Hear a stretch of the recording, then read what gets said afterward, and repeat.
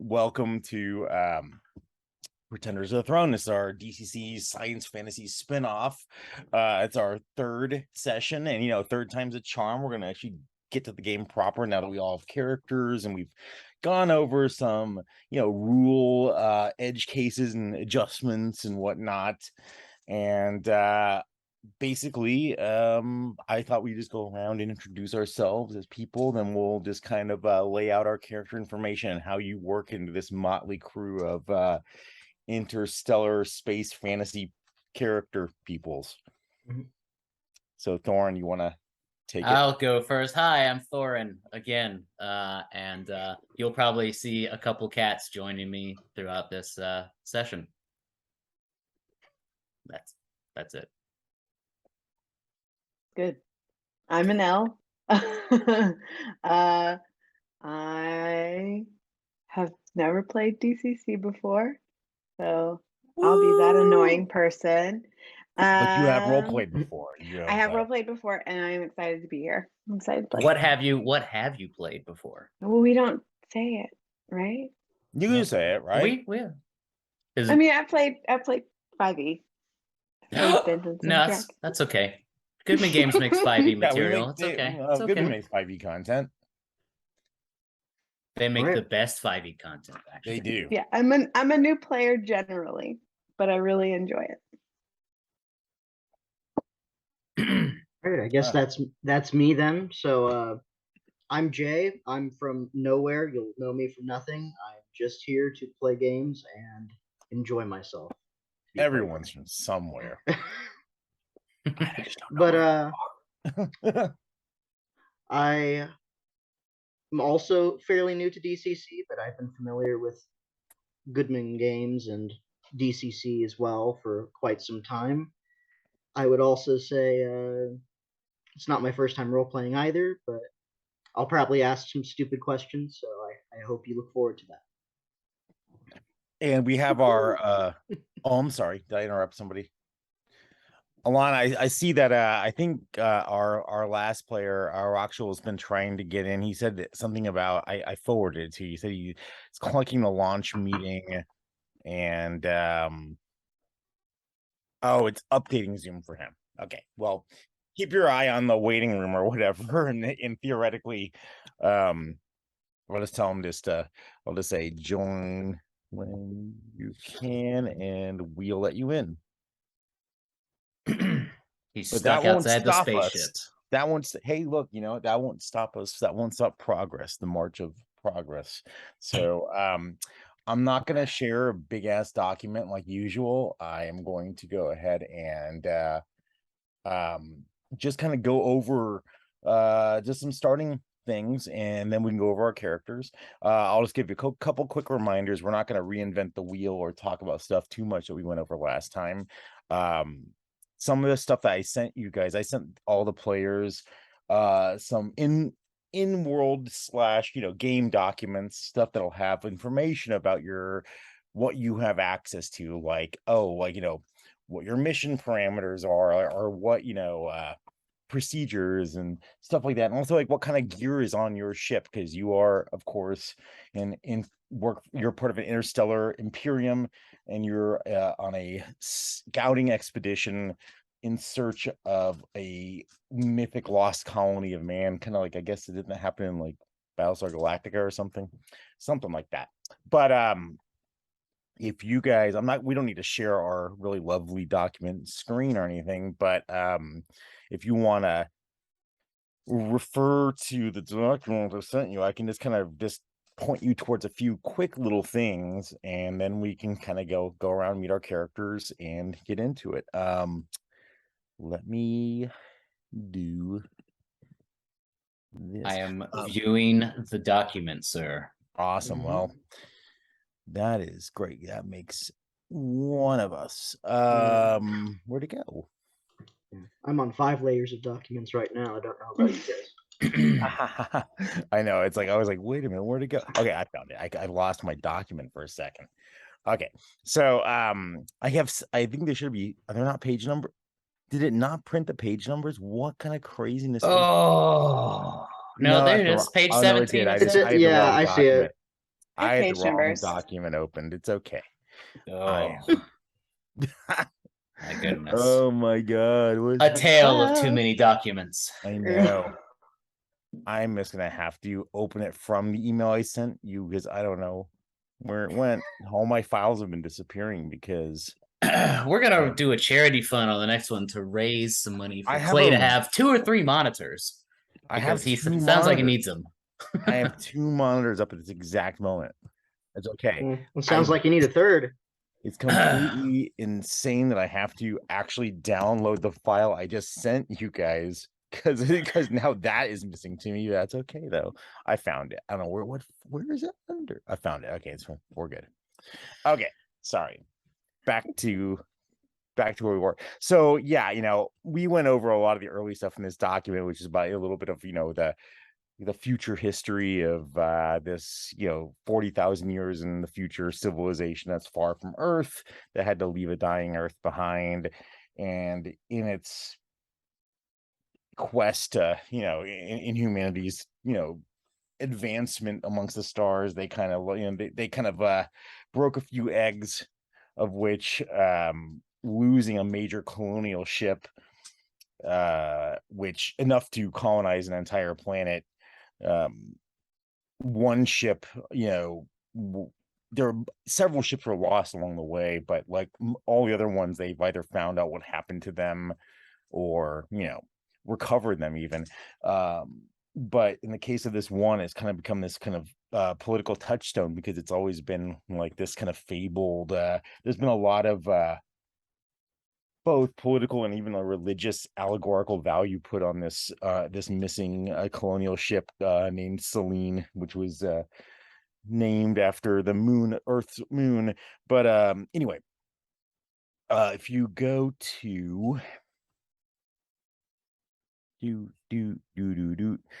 let's go to page 12, I guess it is, of the thing, if you'll refer to page 12. Anyway, so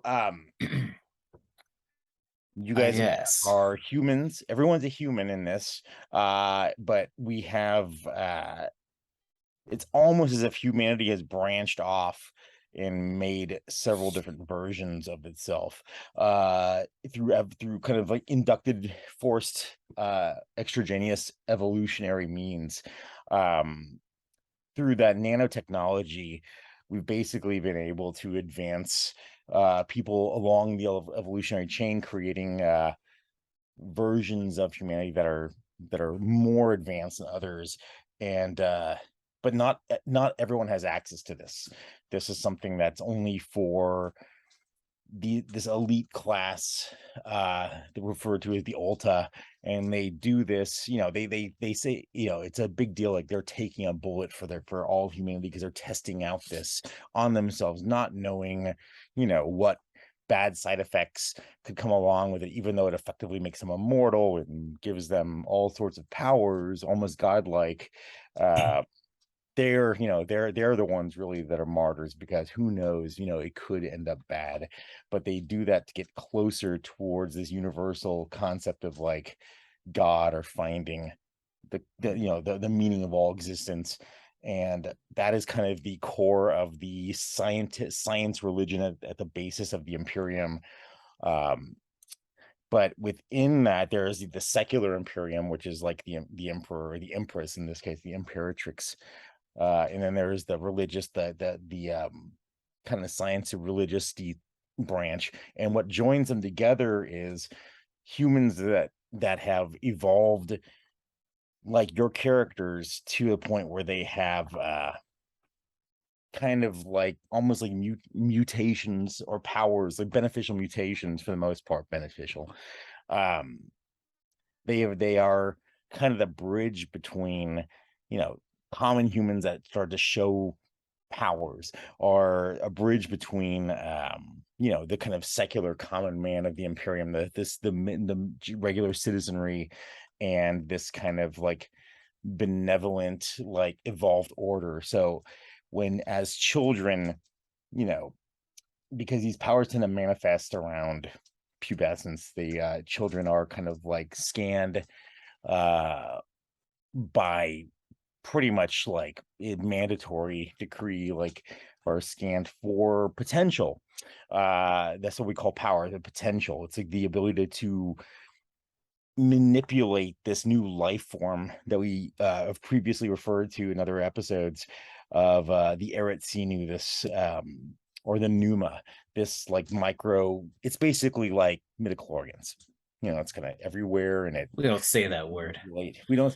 It's a good shorthand. I like midichlorians. They're good. They are just, you know, they get bashed on a little bit, but My M count is so high. your M count. So you guys are all of, you know, what, it doesn't matter what your socioeconomical status is, but you are of common atavistic stock, but you have manifested power, so you were inducted into this order, which is the bridge between the secular imperium and this benevolence, you know, ascent to godhood version, you know, subsect of man.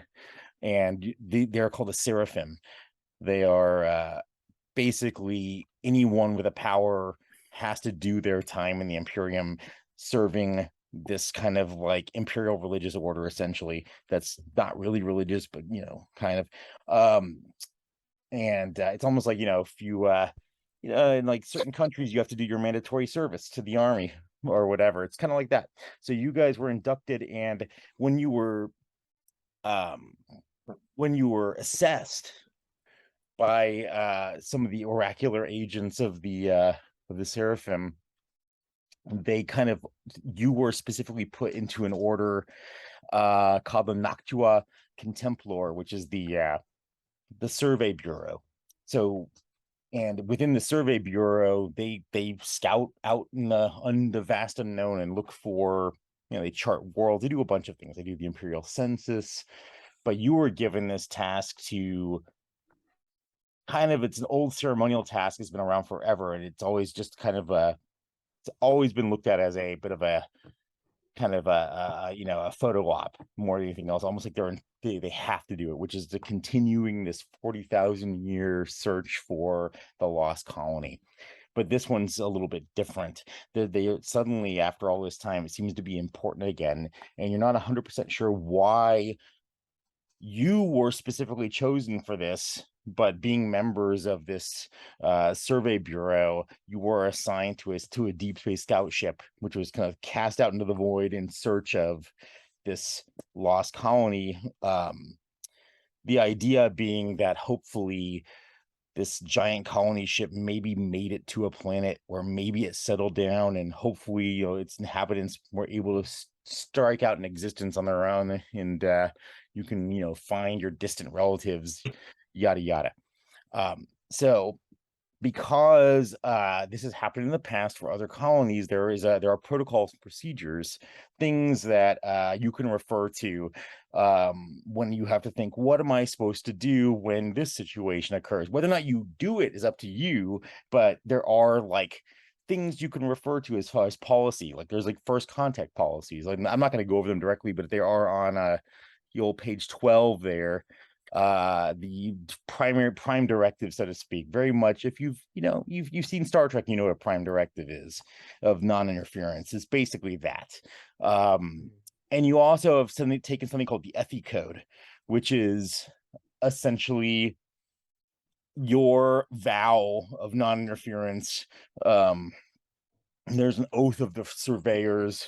You know, it's on there. You can look at it if it comes down to a situation where you're like, what would I do moralistically, or what am I supposed to do? Well, now your answer's on the paper. Also, I've sent all of you your personal starting gear that's specific to you.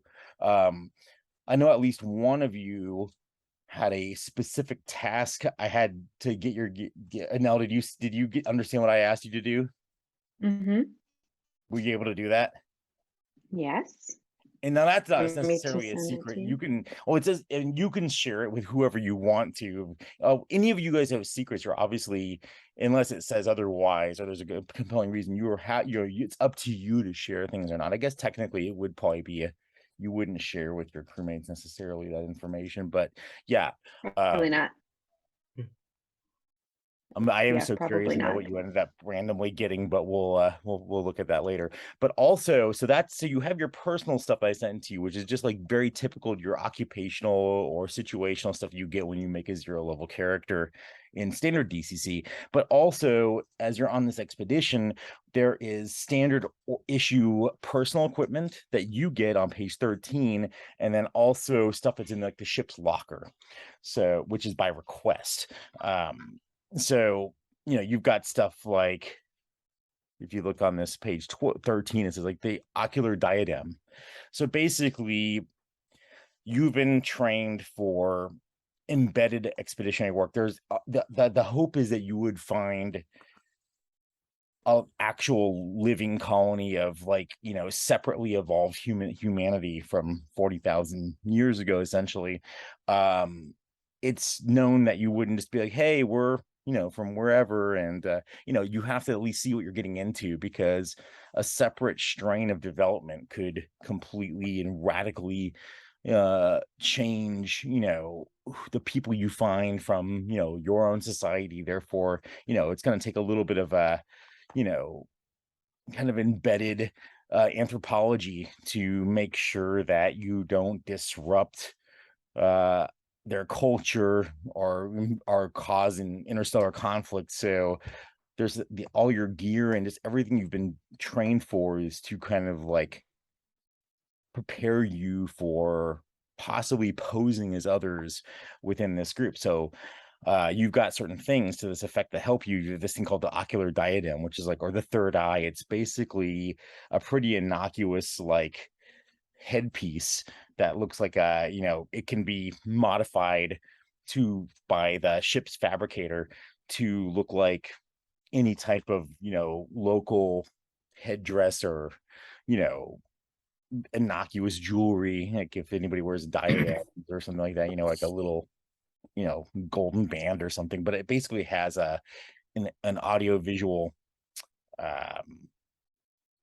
transmitter inside of it, which transmits information back to your main ship that would be in orbit over the planet you were surveying, and you would take a smaller, like a ship's launch, down to the planet, and they would store this in a database, and in theory either send it back, beam it back home, or just bring it back when you guys go back home at some point. So that's what you're supposed to have that on at all times. Your ocular diadem, so you can what you see they see, or at least the people back on So the it's kind of like if they were wearing some sort of like native garb, it would make our outfits look to them like native garb, like some sort of holographic well, no, you're still gonna have clothing. to you would still have to fabricate whatever you wanted based on some scans. But no, this is just like, it's just an eyepiece that you wear on your head that sends a signal back to Sends the your info ship, back, and then they can make so whatever. they can see what you see. It's basically to Gotcha. make sure you're it's to to check in on you, to Right. observe the mission for so mission control back on your survey ship. The main survey ship can kind of keep tabs on you. So this is our sci-fi life alert then. To a sense, it's like a life alert that's more for, it's probably less for your benefit than it is for them. But Right. it's you can kind of imagine it as like, there are the things now that they do at your work where they can like monitor what you're doing on your computer. Like, Gotta if, click my mouse all the time. Yeah. yeah, it's kind of like that. I'm taking that off. If you get into any trouble, they can see who started it. Mm. You also have this kind of a generic, since they don't know what kind of, they want like innocuous looking things that can kind of serve in multiple situations. So the closest thing you have to a weapon is, I call it a las tube, or a las scepter, and it's basically like it looks like a little wand, or that shoots basically little energy packets, almost like a blaster. Is essentially a laser pistol that doesn't look like a pistol. I didn't put the damage on there yet, so you'll see how it does. You've never had to use one in the field yet on a living thing. 2D100. The D100, yeah, but it looks, it's it looks fairly like it could be, like a small, mailing tube or something, for all you know. It's like it doesn't look like, it doesn't bring attention to itself in and of itself that much. You guys also have like an earpiece translator and a vox simulator. Basically, you have an earpiece that translator also serves as a communicator.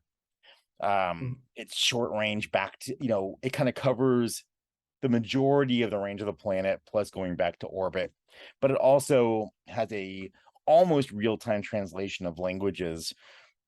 In theory, they don't get a lot of opportunities to test this, so in theory it should give you some, if it has a good sample state of, the more data you feed it, the better it gets at translating stuff.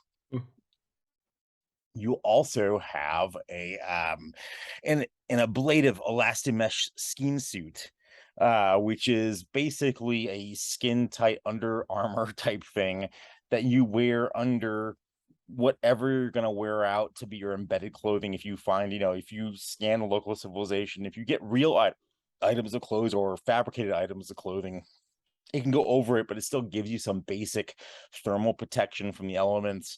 And it basically gives the equivalent of leather armor for protection. So it gives you a +2 to your armor class without hampering your movement at all. So it doesn't have any negative effects. It doesn't minus any just anything on your any skills or anything like that.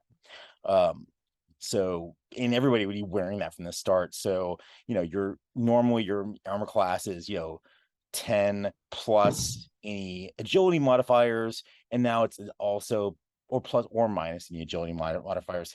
Now you also going to add the 2 additional points from the your skin suit, which again is meant to be worn underneath whatever else. You can leave it on. It's self-healing to some degree, unless it's like severely damaged, but it has a nanofiber web inside of it, so it doesn't heal you, it heals itself. But anyway, there's also like the standard field kit. It's like stuff that you would expect: emergency rations, a stim hypo. Basically, you would have one emergency like little healing like hypo spray that would give you a small, if you're down on hit points, this is the one-time use device that can give you a little jolt, maybe give you a few hit points back in a pinch. Also, if you with something that wouldn't heal you, but it would at least stop you from bleeding out, as basically a tissue sealant first aid kit. There's also like a multi-tool in there with a little mini torch in it, so you can start a campfire if you need to, roast a marshmallow, flashlights. You can read the rest. You also have like a field knife, which is just standard dagger damage, 1d4. And then you have access cards to the various lockers, and then you can look at the munitions locker list yourself if it comes up. You wouldn't have that on you at that point, but it's basically items 10 on up. And that doesn't cover weapons. You don't know what weapons are in there. Also, all characters, because there's something we didn't talk about before, languages.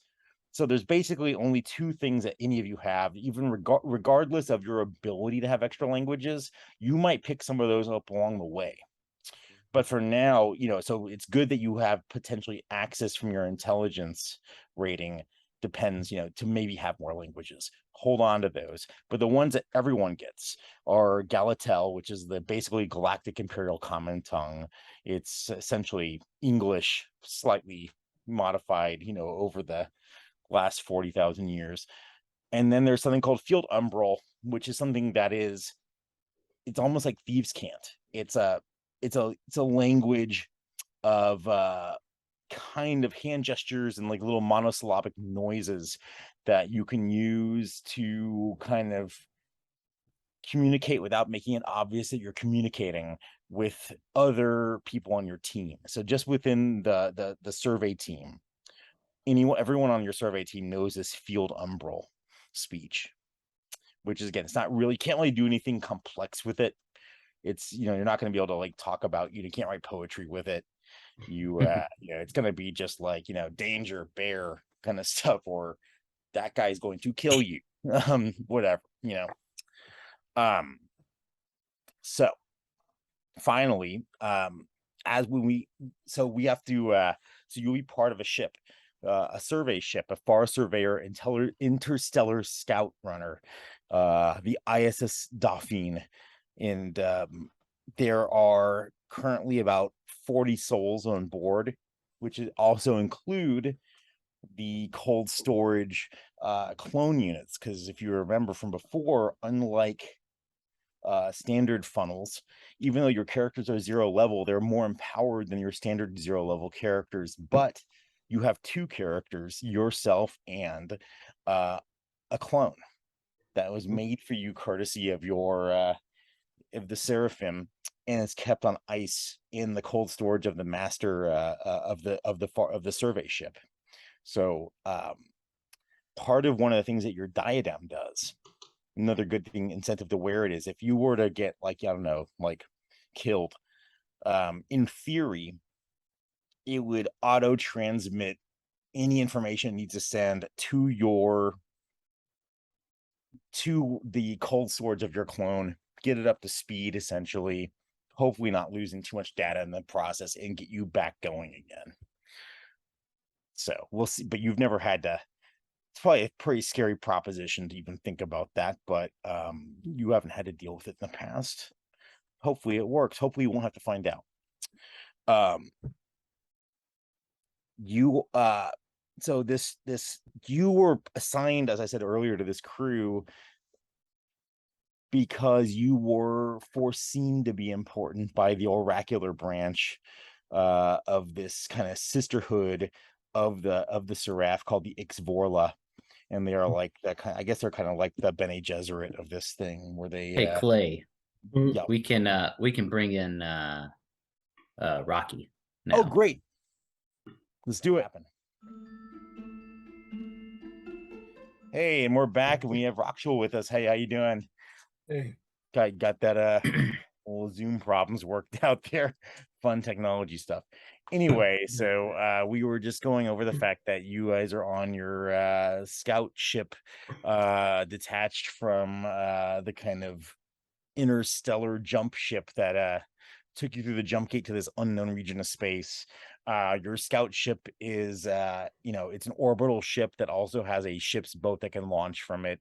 The scout ship itself holds about 40 people in the primary crew, and then about 10 people can fit on the launch. You are all specifically trained as basically anthropological embedded agents. Like, you're less of the technical ship crew and more of the, once you find something, that's what you do. But there are some specific on ship positions that some of you can fill. They always like to have you more involved. So I was going to kind of tell you the only 4 or 5 major ones that are already preset. And if any of the other ones sound interesting or seem to align with your character, we can say that's your job and give you that skill set. So yeah, anyway.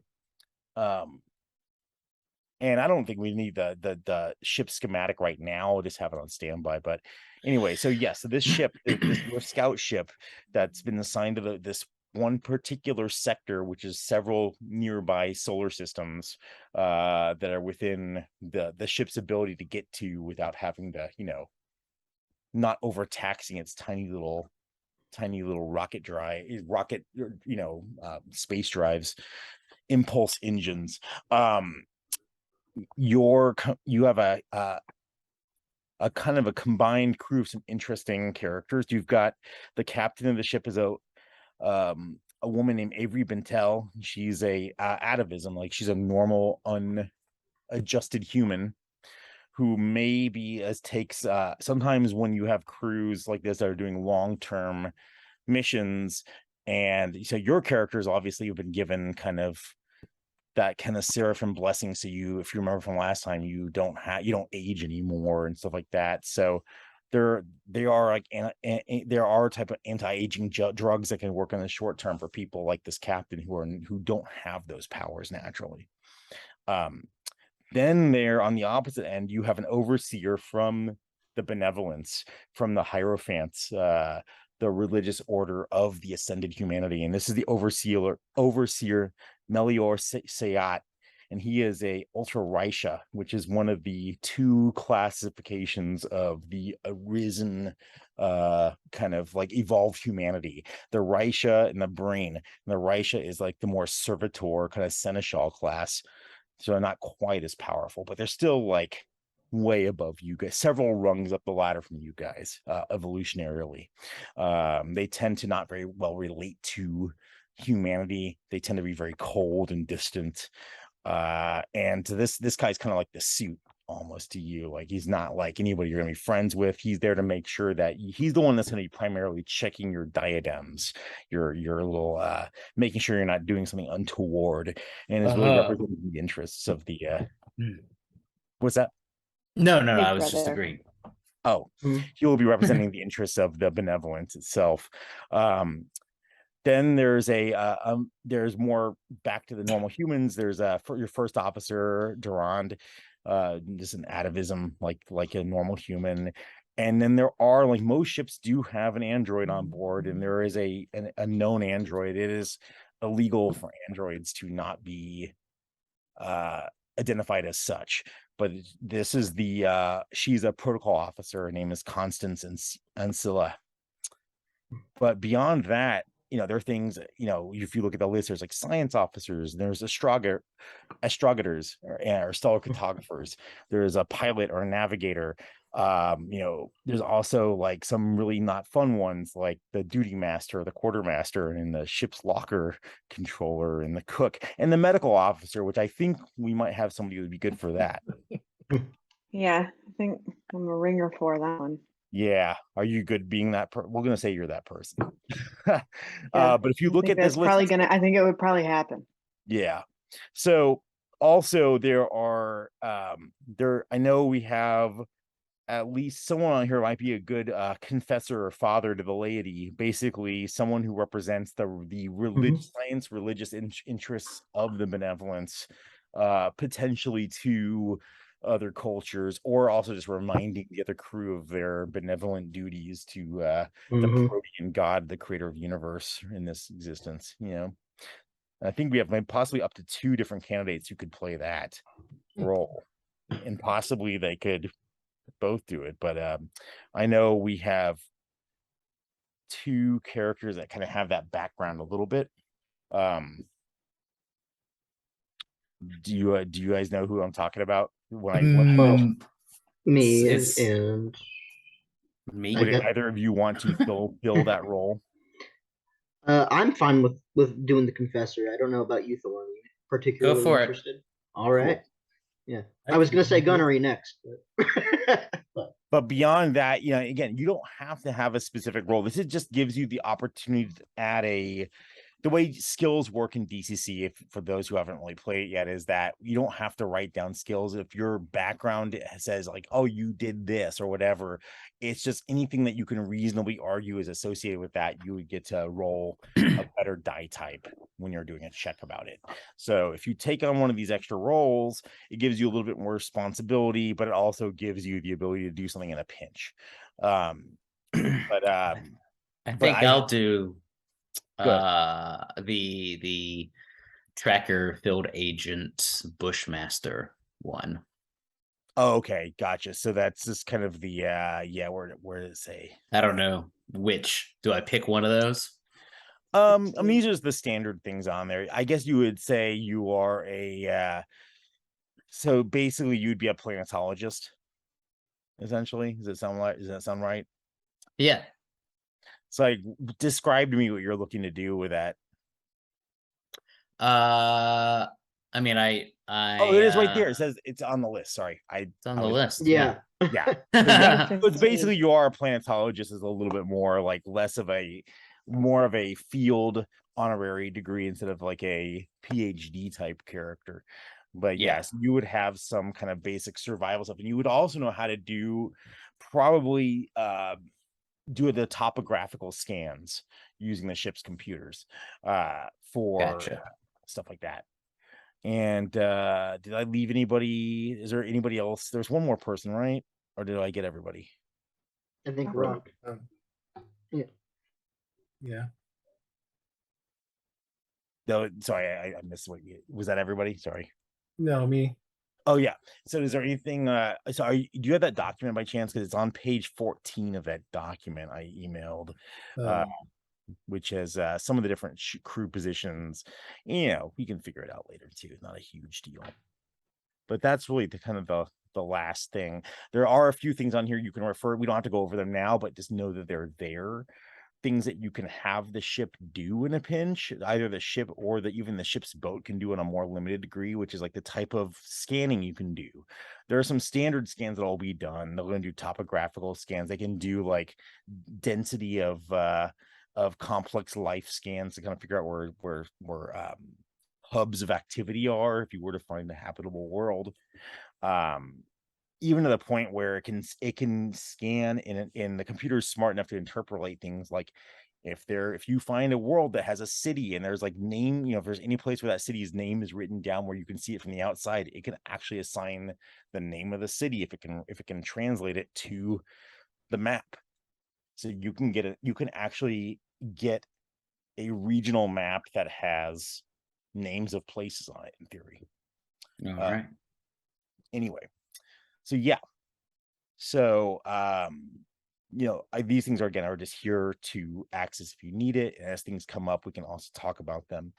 But I think that's pretty much what we need to get us started, so I can give you the starting situation of where you are as the curtain rises. Questions about any of this stuff, or stuff that, you know, just know that there are some rules we haven't talked about, but they'll just come up situationally. We'll just do it as they come up. Either, you know, always feel free to ask about a DCC standard rule, or if there's, I will, you know, raise a flag if there's an modified, you know, something because of the setting or whatever. Like, you know, like I have encumbrance rules, but we're not going to even worry about that now, because unless you just start loading yourself down with stuff, we're not going to worry about it.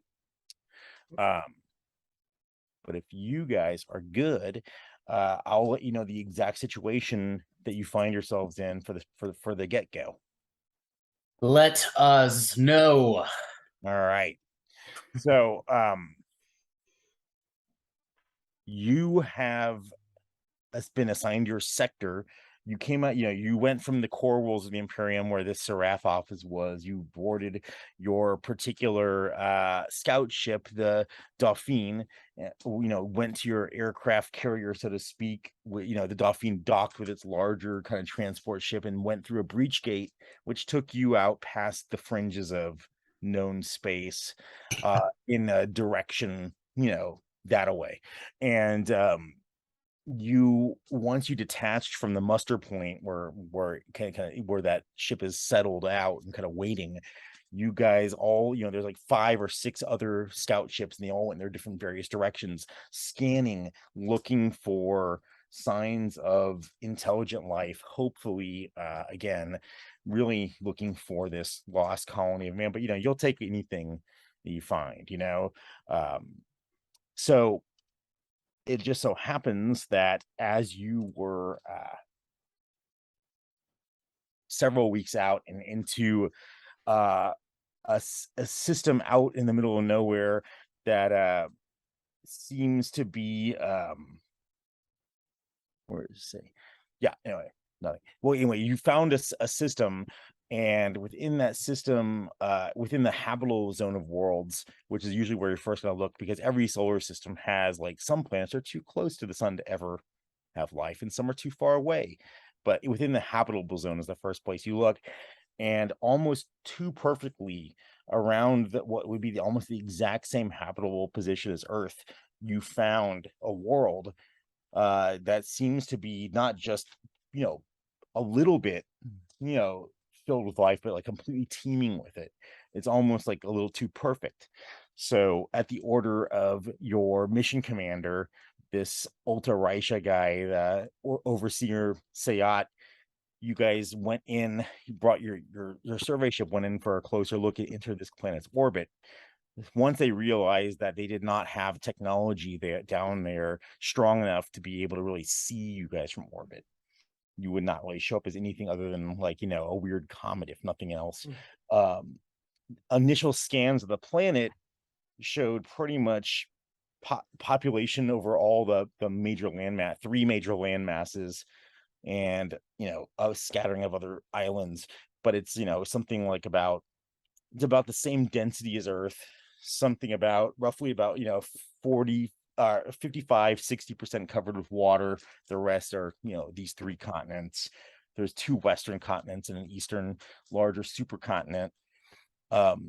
So as we are kind of getting into this, there was an order to send a team down to the planet to do an initial survey, initial close survey. You've been cleared for close survey. They check the atmosphere. It's breathable, obviously. And it is possible that there would be another life form on there that breathe, you know, different needs. But yeah, this reads as the biomarkers from the scanners for the best of its ability. You get the limited scans from a distance makes it sound like these are very likely candidates for potential lost colony. So it's like very much, this is the closest anyone's ever gotten. What led you also to this planet was a beacon, what seems to be an emergency beacon, extremely weak, which is something that the missing colonial ship would have had on board. So at the command of your overseer, they basically kind of locked in within about 100 miles of the beacon. They didn't want to drop you in too close for protocol reasons. And this guy doesn't tend to like to explain his reasons. You kind of have to it is common procedure. You wouldn't go like directly over an obvious target, but the idea is that you would go down the boat, and then again, up to 10 of you would go on there. So it would be the U4 plus the overseer who's going along for this mission himself, which is a rare thing, but this is also, you know, a very special situation. The first officer, the android protocol officer, and a few other red shirts going down. And so basically the ship's boat, it's much smaller. Sorry, somebody. Oh yeah, sure, you can do that, Russell. Yeah, sorry. And if you guys are gonna put anything in the chat too, just let me know, because I can't really see it until I have to look at a whole other screen. Like I have my glasses on, so I wasn't noticing that. Okay, one more. Yep. Hey, no secrets. Someone else already has a secret. Are you saying that's something you A want to? low-key secret. Is that something you want to do? Is that something you want to do now, or is it something you were asking if you could do? Well, it involves doing something before we landed. So, you know. But that's something you want to pull the trigger on, or? Well, if I was in that position, that might be that might help out the party. What was your position? Which one did you pick? I missed that. He was doing food prep. Okay. Great. We're going to get tummy aches. That tracks. Also, I don't believe we've introduced our characters. Yes, that's true. That's We have true. not done that. Oh. In fact, let's take a moment before we move on to do that. Who are we? And we can think Yeah. about that. We can think about There's that. only 40 people on this ship. Like, we all know each other very well. Yeah. Keep in mind too that so for a lot of the journey, even though it's, you know, it's not like Star Wars or Star Trek speed, it's still like relatively slow boating it. So you spend a lot of the journey essentially in the deep Earth cold storage. So you don't get to commiserate too much. You know enough of your immediate peers from the Seraph, but some of the unnamed, or as far as you know, unnamed just general crew on here are those are just like standard Imperial non-Seraph agents that are just there, like, you know, and they'll come up as they come up. But But yeah, if you guys want to introduce yourself, that would be awesome. Sure, I'll go first. I am Daniil Novakov, the planetologist on this survey crew. Survivalist bushmaster, right? Yes. Yeah, and what's your what would anybody know about you without, what would you have be public knowledge? Public knowledge is not a whole lot. I'm just here to do my part for the Imperium. Are there just like everybody else?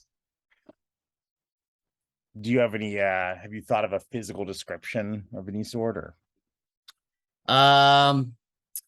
Yeah, he's 37. He's got some cool Mr. Fantastic gray stripes going on the sides of his head.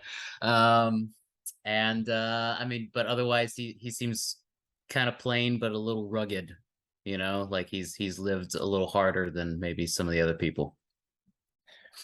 That you brought up that one thing too, it's an interesting little side note, is that the way you actually wear your rank of your position as a seraph is that you have it kind of tattooed on the side of your head above your left ear. But when you're doing away missions like this, especially when you may be encountering groups that might look weird to you, but that's like the rare time you let your hair grow back in that area. But everyone has a seraph, a tattoo that basically, it's essentially like an owl and a weird other symbol that kind of like says that you're part of the Noxua Contemplor, which is the long distance survey team. Cool. Was there anything else about your character? Sorry. Nope, that's it. Awesome. Who'd like to go next? I'll go. Tall and thin, androgynous, Hydra. So that's my name. And Hydra. I'm a natural empath. And I like to cook with beer. And what's funny too, I'm not sure if you did this on purpose or if you even saw this, the standard currency, the standard like credit in the galaxy in the Imperium is called a Hydra, because it's actually a hydrogen ship, because hydrogen 3 is the kind of the gold standard. So your name has a double meaning in a weird sense. So the equivalent of a gold piece would be a Hydra, and it's a little solid. It's literally a usable solid form, dense, compressed form of hydrogen 3. Anyway, and none of y'all have right. it. You don't need it. You're able to do with the ship's replicators like a small amount of like whatever, if they use bottle caps as the local currency or whatever, you could probably generate it with the right anyway. Okay, cool. And now you want to go? Sure, I'll go. I have a question. Yes. You told me that I'm from the House Bonaire. Would that be like my surname? It could be, absolutely. Something. It depends if you would want to, it could be one of your surnames, or it could be something that you don't like. Depends on you whether you're proud of it or not. Yeah, I think it's fine to include it. I'm Lucia. She's a cardiologist.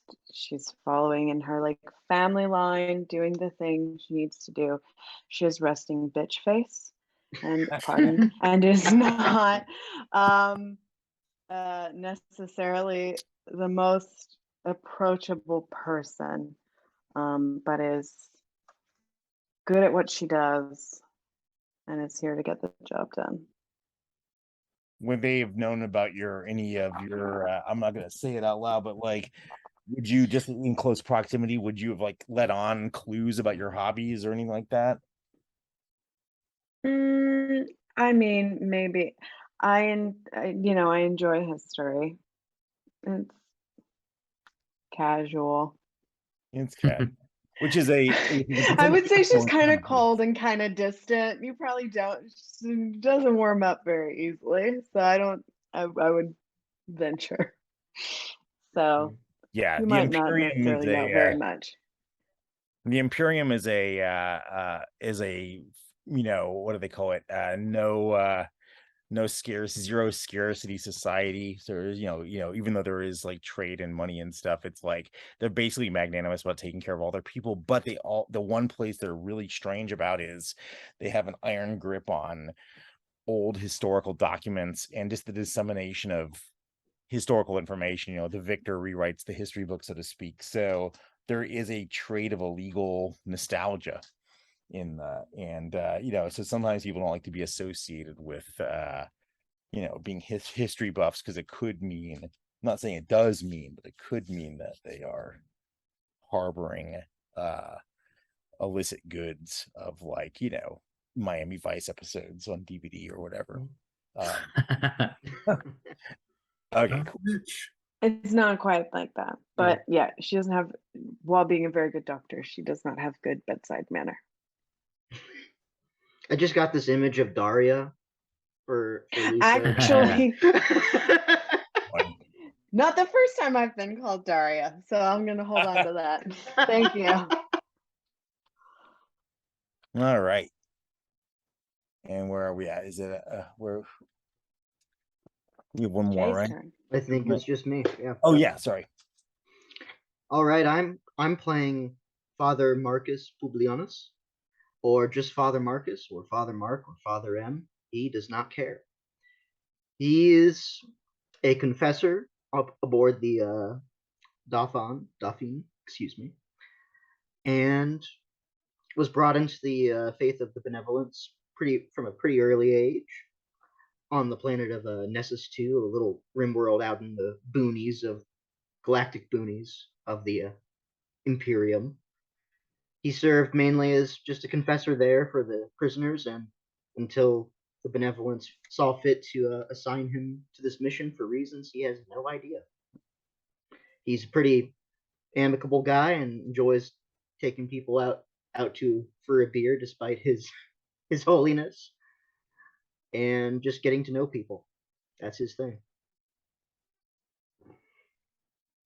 So, and then as far as your as far as the other people you're on this away mission with, your overseer is not a person that anyone wants to spend any amount of time with.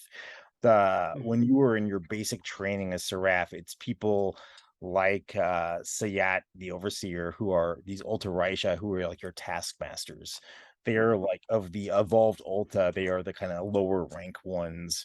Lesser evolved ones are still, again, several levels of the ladder above you, but they are awaiting their being gifted their final ascent to become Ultramarine, and they like to take out their aggression on atavisms, potent atavisms like yourselves. Then Durand, the first officer who's down there with you, he's very much the opposite, a very, very likable, affable guy who's just like very, very, kind of blue collar, kind of like, imperial workman type dude. And then Constance, the android protocol officer, which is basically someone who's there to make kind of interface between the crew and the overseer. She's kind of like right hand of the overseer. She's surprisingly affable and cool, and like wants to be friends with everybody, really fascinated with people, and seems to be pretty chill. And then other people that you don't know so well, a few other people on there, they'll come up as they come up. But yeah, so we're in orbit, right? Yeah, so basically at the beginning, after they do the initial scans, you are assigned to the ship's boat to go down. Now, this is basically a rocket sled where you can maneuver in the atmosphere. One of the obviously there's a pilot who is not you, but all of you have been trained for emergency piloting. If anything were to ever go wrong, you could, if the pilot was somehow incapacitated, you would have some, you might not be very good at it, but you will have a little bit of basic ability to pilot the ship.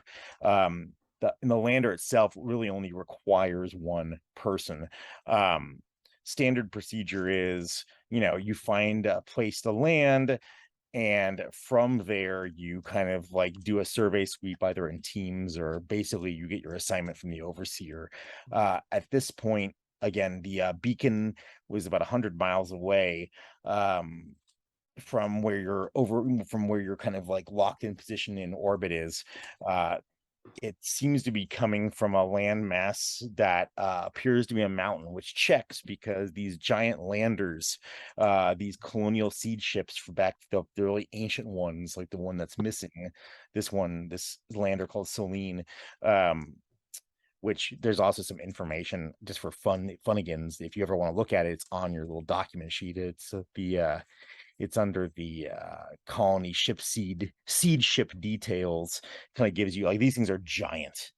Your ship is like a little baby ship next to it, but these things are about almost 40 miles long by about 15 miles across. They're meant to bring almost 1 million people to a planet, not to mention all the kind of like, embryonic,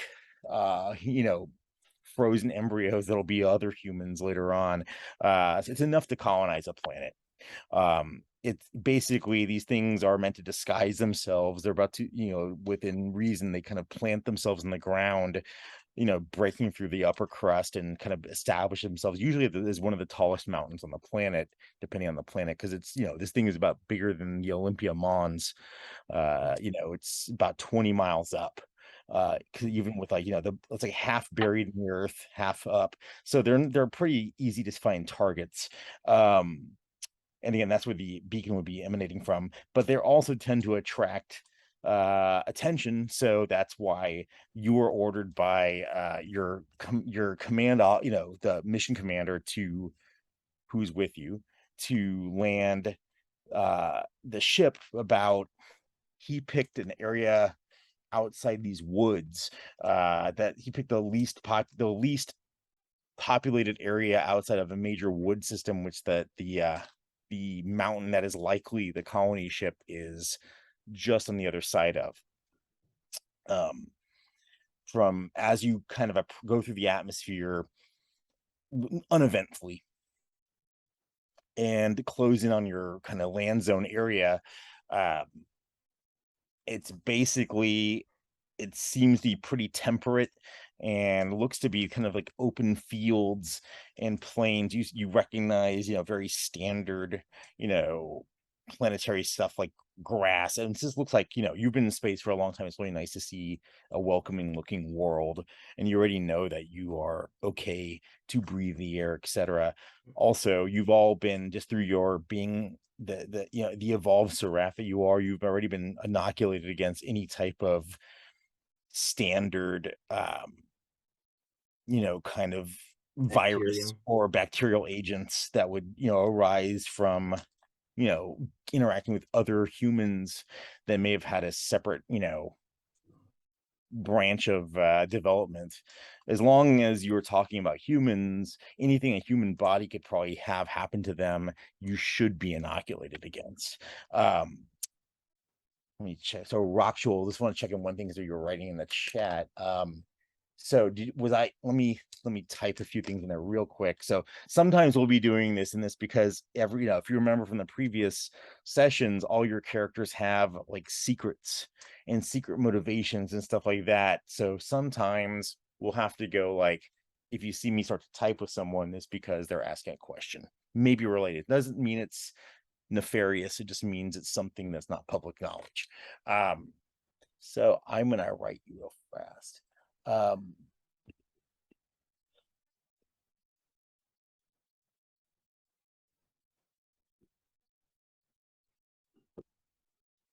I'm gonna write somebody a secret message.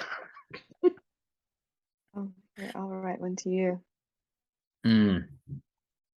I pick up on those by accident. I just sent you a response. I wanted to make sure that I want to make sure you were operating off the right information. You may have already realized that. I was just double checking before you made a decision there.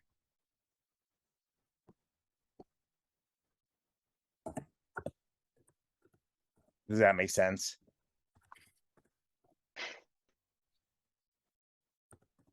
To just drink your Ovaltine.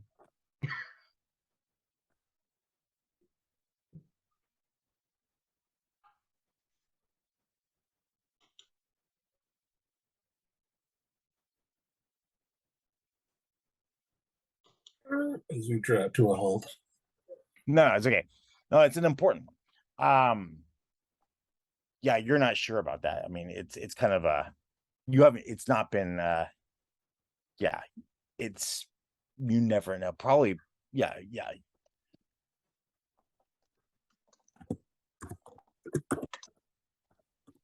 Would you want to go for it?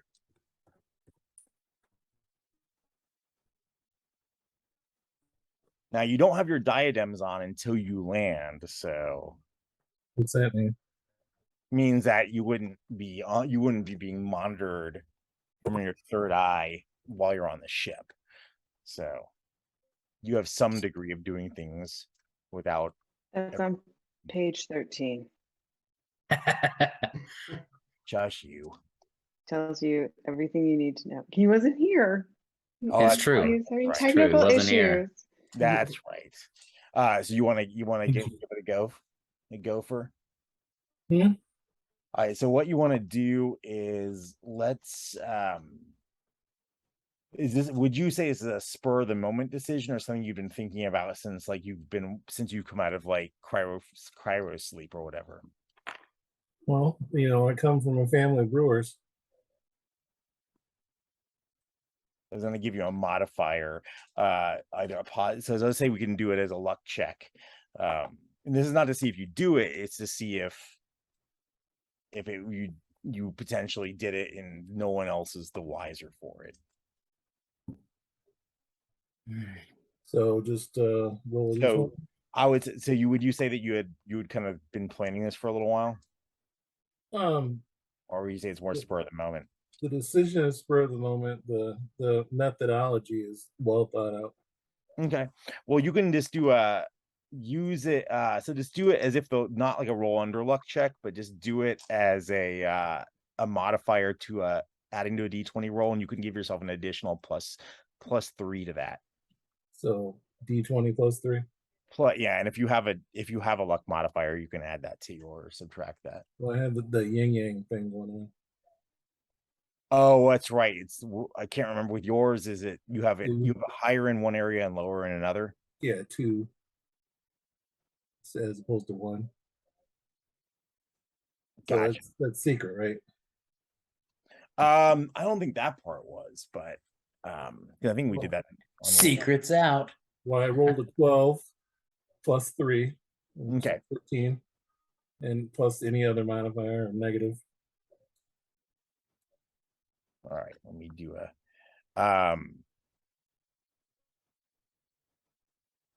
let me try. So now Yes. your character give me a roll a d20 and modify it with your add to it your if you have an intelligence modifier, add or subtract to it. I rolled a 7. Intelligence is plus 2. Okay. All right, cool. So I'll write one last thing in the chat. So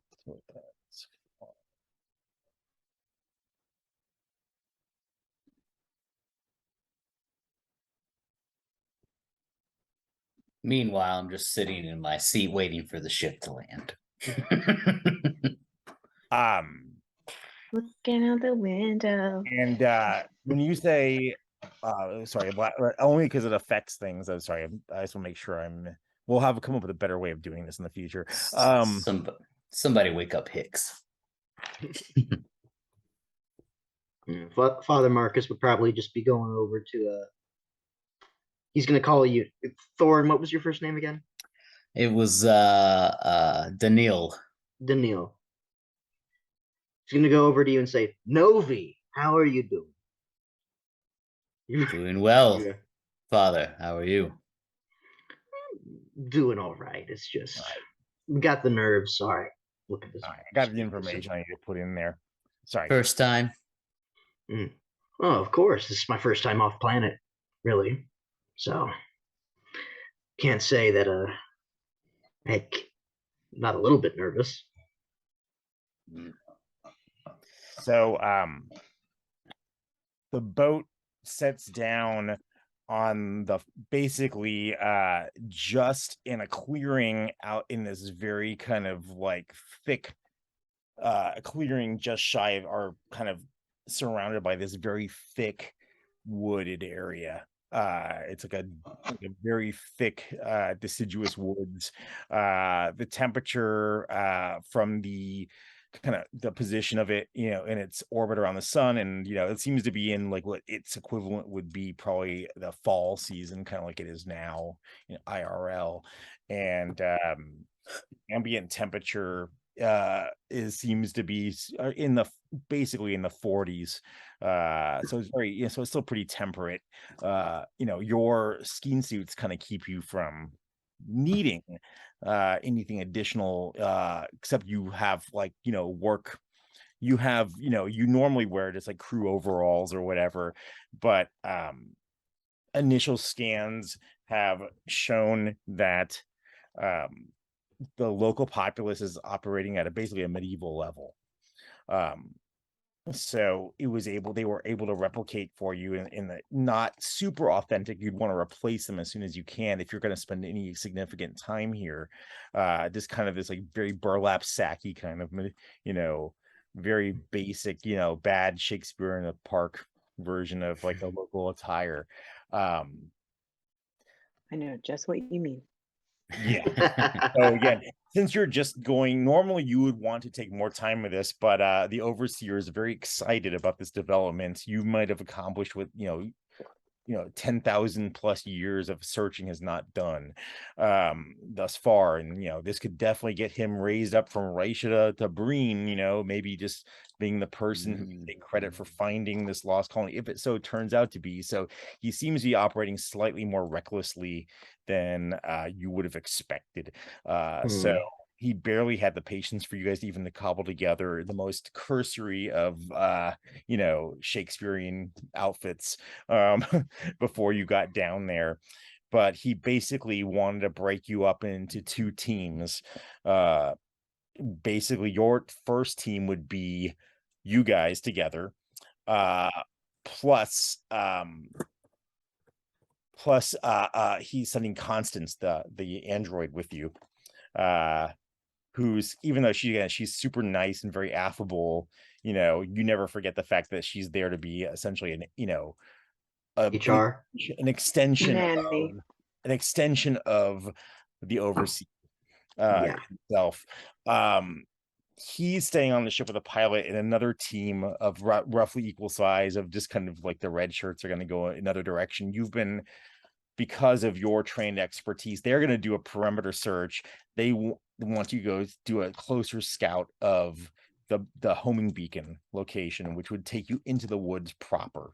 There is some degree of being able to get a little bit of a map, but it's right at this point, it's still premature. You went down kind of early, so the ship is still doing it's still doing a composite where it's getting as much local information it can to kind of give you a comprehensive map. So as of now, you just have a very simple waypoint that shows kind of a path through these woods to a clearing where there is a bit of a mountain range, and somewhere embedded in that mountain range, probably a mountain range that was risen up because of the ship, if it is the ship, crushing through the crust, pushing up the rocks around it. So it's basically just the largest part of this small range. One really giant mountain that you can actually even, you saw it on the way down. It looks like a very, very tall mountain, but at the same time, it definitely meets the potential parameters of what you're looking for. You're just taking a path through the woods to get to it.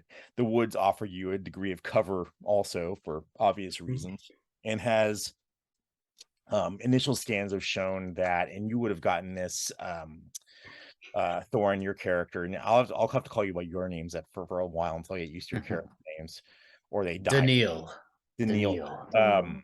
You would have been probably given some of the schematic data about, like, there is definitely life in the woods. It seems to be following patterns of non-intelligent life. They basically use complexity of tasks and motion to deduce whether or not things seem to be sentient or not. This seems to be like animal life. It's not able to do a deep enough scan to let you know if it's dangerous life or not.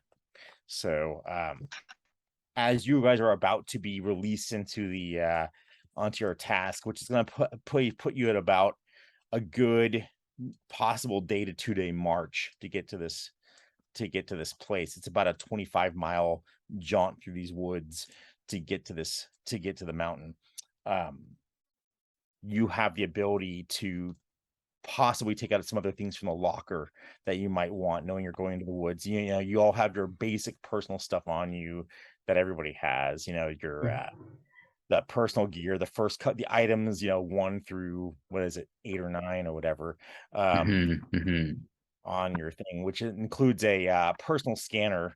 And Nels, yours is upgraded to a medical scanner.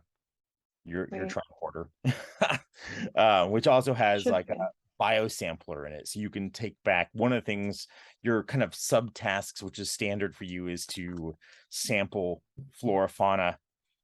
You know, it's basically taking little genetic grafts of the, you know, storing it in its little, you know, memory banks and bringing that back for further analysis. Whenever you find things that are alive, you know, you don't have to do every single plant you come to, but you know, you pick out some of the choice ones or whatever. Anything unusual? Currently the only weapons you guys have on you is you have your las scepters, which are your, you know, your like little, you know, laser wands, which are not, you know, crazy damaging, but they, you know, you can change their output. You know, it'll last a long time if it's on pretty low wattage, but if you turn it up, you can like basically discharge the most of it in a single thing, but then you wouldn't have a weapon. As it comes up, we can talk about that. Is there a sidearm or pistol that I can acquire, stating that there's unintelligent life in the forest? Basically, the las scepter is pretty much the smallest personal device. You can get something larger, or you could try to get something larger. You know, the idea of the las scepter is pretty much, I'll just give you just overview. It's about a D6 damage. If you do it at a D6 damage, there's no way you're going to run out of ammo. If you start dialing it up from there, you can go up to a maximum of base. You can get up to a maximum of 3d6, but that's going to pretty much just drain it, because it has the ability, if you're only doing small jolts, it can recharge fast enough to not be depleted. It's just that when you do a large discharge. Okay. Well, maybe the spray Nilo cord. Yeah, so basically it's an aerosol can that sprays out a rope. Yeah. Yeah. I'll take that. Okay. Do you want the rocket propelled grapple also? Is the judge hinting I should need a rocket No, propelled I didn't grapple? know if you're taking the Nyla the spray cord because of the mountain, or because like you might need to tie something up in the woods. I wasn't sure what you were doing that for. Yeah. No, I'll just take the spray cord. You are not, by the way, you are not, in fact, you are not authorized to engage the beacon. You are only authorized to identify it positively. But from the model of the behemoth class lander that one is, it's going to be emanating from the basically from the stellar cartography room, which is essentially towards the very tip of the mountain. So it's like going to be way up there, but in theory there are entry points with, like, you know, with you know, what do they call them, like turbo lifts all over the thing. So yeah. I also sent you a message, Clay, FYI. So A simple yes or no will suffice.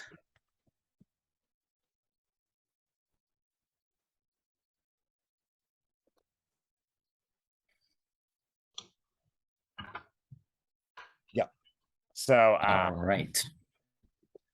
there's also something in there. There's like the corrosive spray canister. I don't know if anybody wants that. It's basically it'll break down organic matter, not like super fast, but you know, if you need to cover your tracks or whatever, you are not your literal tracks, but you know, if you wanna disintegrate the chicken bones you left behind from dinner. I mean, if nobody else wants it, I'll take that too. That might be good for me because they probably couldn't hit the side of a barn with the scepter. All right. In case I last opportunity to defend myself. And so there's also on there if anybody want, in fact, we're gonna say everybody takes one of these unless you want to make an argument to take more. There's not a lot of these, but they're basically these like doses of pneuma cells, so basically in your midichlorians. So like you can basically get a one-time boost to your powers. That's the number. Okay. So everybody has one of these one-time things. You're not sure if those have side effects or not. You haven't used one. Ooh. You know, all you probably seen that your powers Chill. might have side effects, but you don't know what those things will do. But in a pinch, it's good to know that you have on yourself the ability, these pneuma cells or a pneuma cell that you can basically take a hit off of once, and it will give you a bonus to your. It's basically like spell burn without the spell burn. It gives you a bonus to your ability check when it comes specifically to using your latent powers. And Cool. We can all get one of those. There's yeah, enough in them. you'll have one of those. Oh. And currently, Oh, well, what's that? for all of us. No. Each of you One have for 4 people. Okay. Okay, good. one. Good. Got that. Speaking of which, too, just sorry, before I forget, I do fleeting luck. Fleeting luck is for those who don't know, so you have a luck score, and you know, if you remember, you can spend that luck score. It doesn't regenerate generally, but if you need to on a one-to-one basis to change a role, you can use your luck at the expense of bringing your score down. Now your bonuses and stuff, those are not going to change. You know, if you have a positive, if you've you know, a positive because you add that luck modifier to your special ability, that won't change even if you lower your luck. But you also have there's something called fleeting luck, which is bonus luck that does not count, you know, does not pull from your score. And you start off every session with 1. And there are several ways you can get more or lose them. Your normal luck you cannot spend on other people. The fleeting luck you can spend on anyone that's in your proximity. So if you want to help your fellow crewmate with a role that they're having difficulty with, you can award them one of your fleeting lucks. Now, again, you start with 1. Anytime you roll a natural 20, you get another one. Just yourself, you get a fleeting luck. Anytime anyone in the game, any PC, not the NPCs, any of y'all, the 4 of y'all, roll a natural 1, a critical fail, except for with like initiative, that everyone loses all their fleeting luck. So it's incentive to spend Boo. All right. One fleeting luck. Spend it. So yes, you can. And the other way you can get it, and you'll have to remind me if I pass you over for it, but you can make an argument that you should have one, is if you do something that's in line with your drivers or your personal motivations or anything that's in line with your actual character. You know, something that's like, I did the thing that my character is supposed to do, or I'm, you know, I'm addressing my, you know, in play, I'm using things that are, you know, my character building stuff off my character sheet, then you will usually award you a fleeting luck.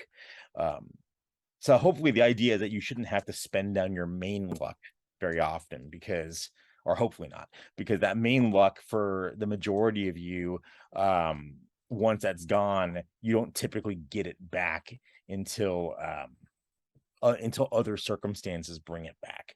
It's not it doesn't regenerate overnight like your hit points. Hit points also for 5e, people, it's like you don't get all your hit points back every night.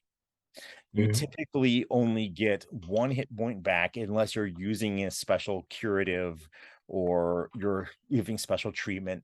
Now your character would also have a I don't think I put it on your thing, but you would have like a field med kit, which is basically an extended version of the one that's in your standard field kit. The difference is, so everyone has, except for you, everyone has 1 stim hypo, which if you take damage, this stim hypo, very similar to the Pneuma crystals, you can give yourself a little stab with it, and it gives you 1 roll of your hit dice of hit points back. So, you get to roll a d4 or 2d4, I guess, because that's what your hit points are.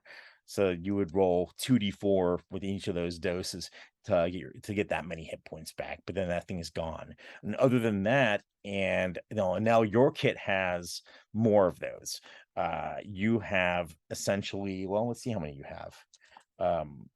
Actually, do a no, it would be a look check. I'll just roll a d6 for me. Who? Yeah, All of us? No.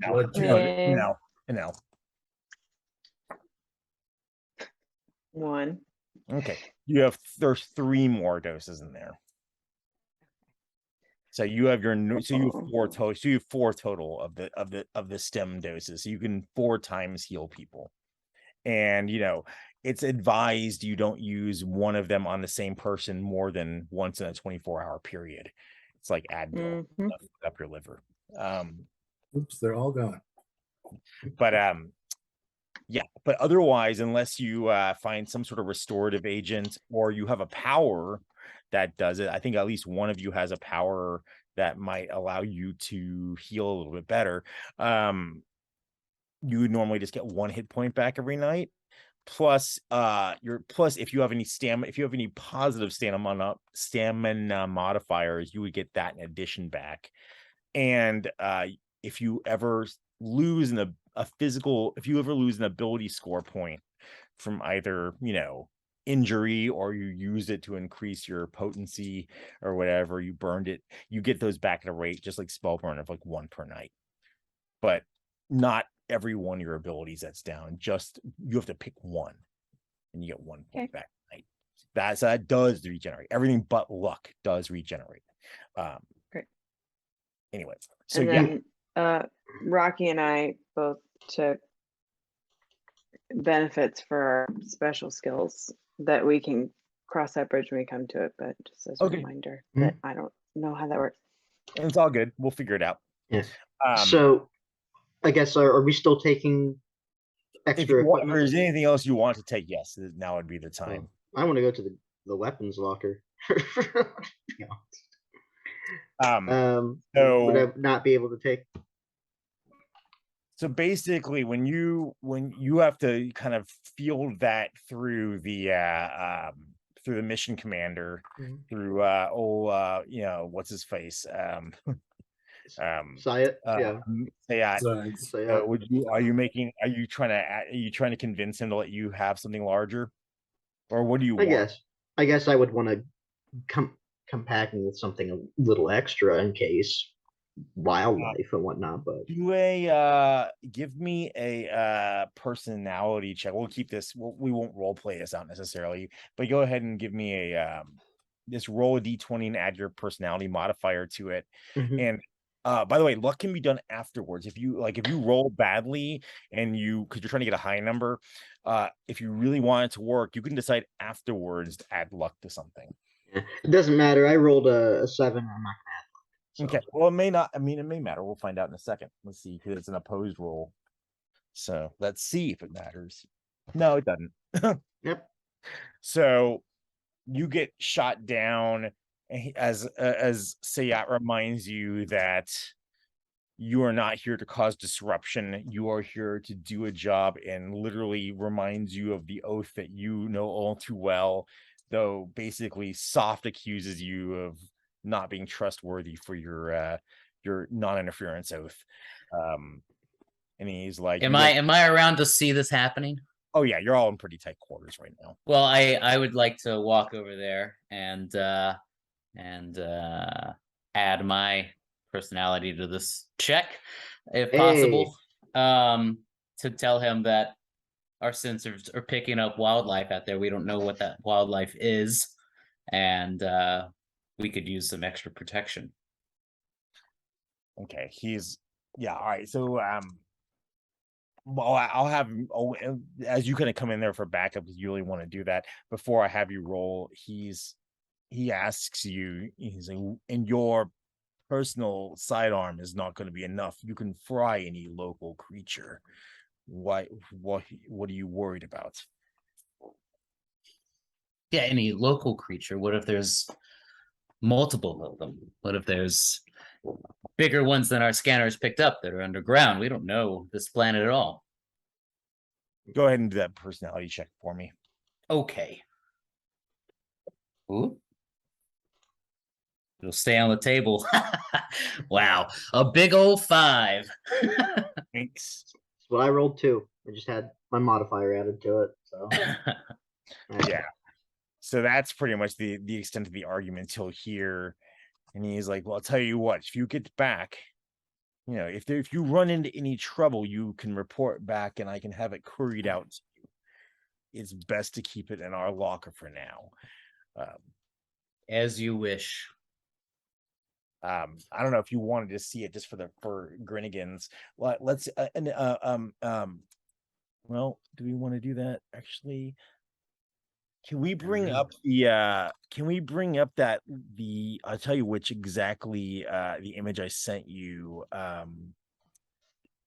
It's the smaller of the two ships. It's called I think it says the boat on it. Elena. The It's the scout. It's Pocket Scout. the spheric boat. Yeah. Just to give you a rough idea what the cramped interior of this like lander looks like. It's not super tiny, but it's not quite big either. And that might whenever that comes up, it's not like a huge critical thing right now. Anyway, so yeah, he's staying back on the boat with the pilot and like one guard. About 4 other guards are going to do a low-key kind of like stealth perimeter search, kind of keep a base camp while you guys are the ones sent out specifically to the woods. And again, with you is, besides you, the 4 of you, you also have your the first officer, Durand, and also the Android.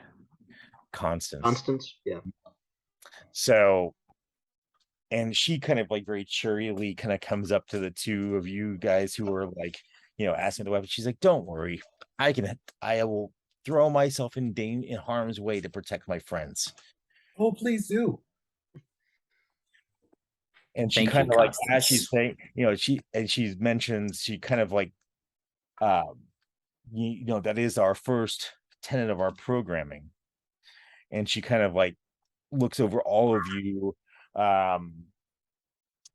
and seems to actually, everyone give me a personality, roll a d20, add your personality modifier to it, and let me know if anybody gets above a 15. How's a 22 suit you? And rolled a natural 20. So you get an extra fleeting luck. Wow. Hey. 2 fleeting luck now. Anybody else get a No. I'll put in the Garbage. chat what that's for to you, Thorin. Okay.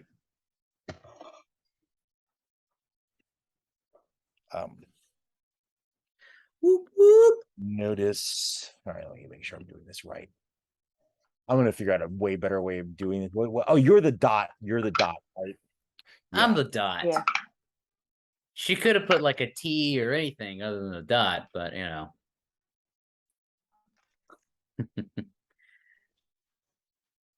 many times can I roll a 7? Thank you.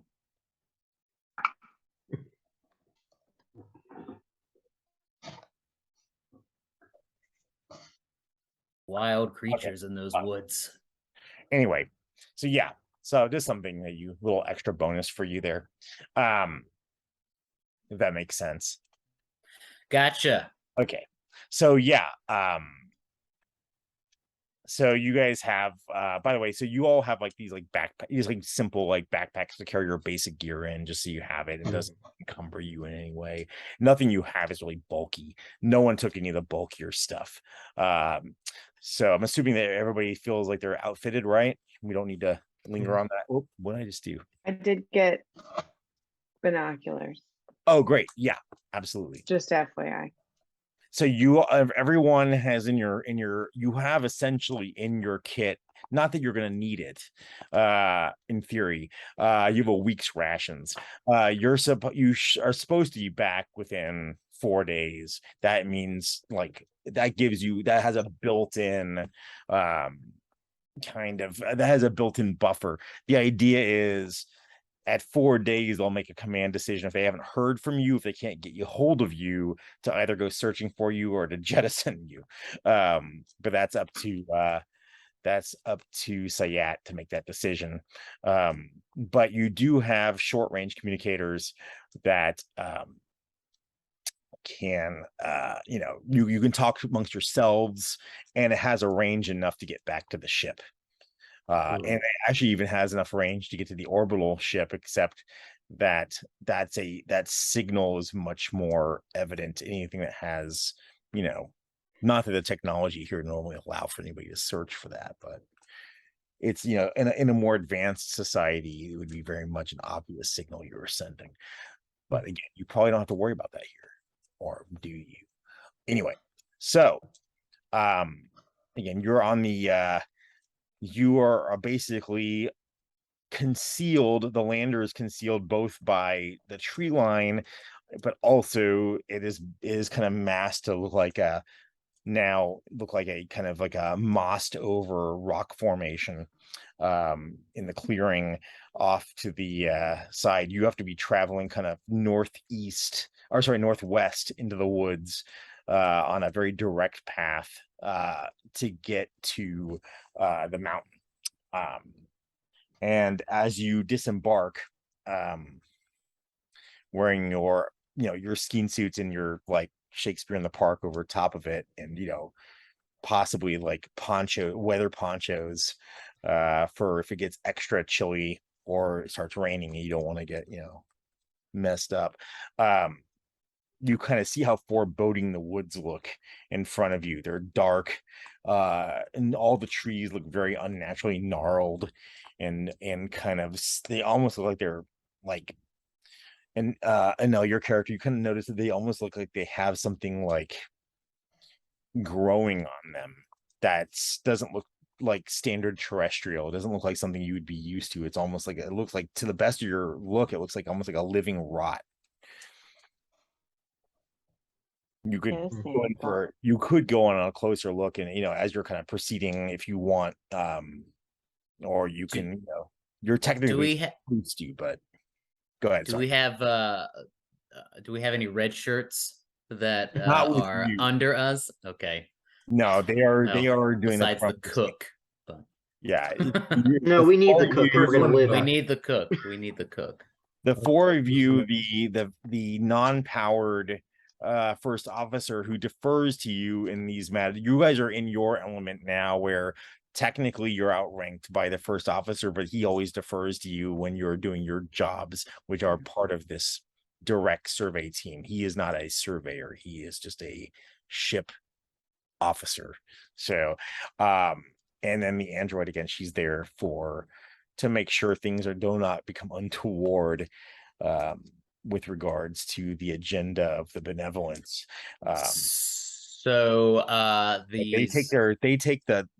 essentially in this case take their cues from you, unless it's in a direct opposition to their mission parameters, or just like imperial law or whatever. All right, so these trees have some living rot on them. Is there a smell? Does it smell rotty? Does it smell bad? How close do you How want to? good's my smell? No, how close do you want to get to them?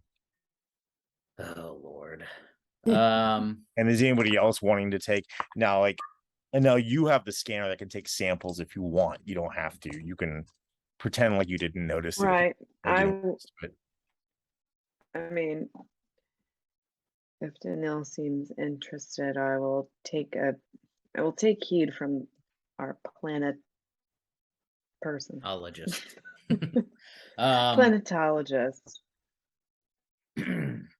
Is either of Well, you getting in we- for close inspection? We have to, yes. I'll go in for close inspection. Cautiously.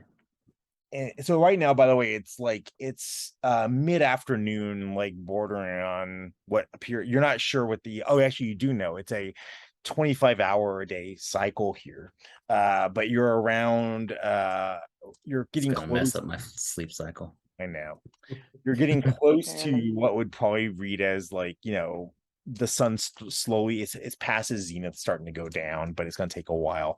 So it's mid-afternoon. Mid-afternoon. The reason I mention this is because you noted you don't have to roll for this. As you approach the tree, and your shadow passes over it from the angle you're coming from, you're pretty sure you saw some of the weird kind of like almost fungus like. Now it looks more like a fungus than a rot when you get up closer. It seems to move to get away from your shadow. It kind of it's like a pocket of it shifts over. So it seems I see. somewhat ambulatory. I've got a flashlight in my kit, right? Yeah, you do. I'm gonna point a flashlight at the fungus. Okay. So as you turn it on kind of near, wherever, I'm not sure how close you are to it. It's still at the same distance. Let's say 10 feet. Okay. So is like a standard setting, nothing like too intense, or what are you setting it for? Just standard setting. Yeah. So it seems it seems like ripple a little bit. Like it looks like there's activity within it. Like it's kind of bubbling a little bit or rippling. Okay. Interesting. I'm watching him do this. I'll turn up the Probably. intensity of the flashlight. Oh. Yeah, I speak up and say, "Are you sure that's a good idea, Navi?" You notice that it does seem to intensify the weird kind of bubbling, rippling effect, and As if it's cooking, or as if it's just getting agitated. But it's one of those two things. But Anel, you notice that it looks like it's actually it looks a little bit more complex than that. It looks like little microscopic forms you've seen before, where it's actually looks like it's multiplying. But it doesn't read like that to anybody else. But you see the telltale signs of it multiplying on top of itself. So it's not super obvious it's spreading, but it is.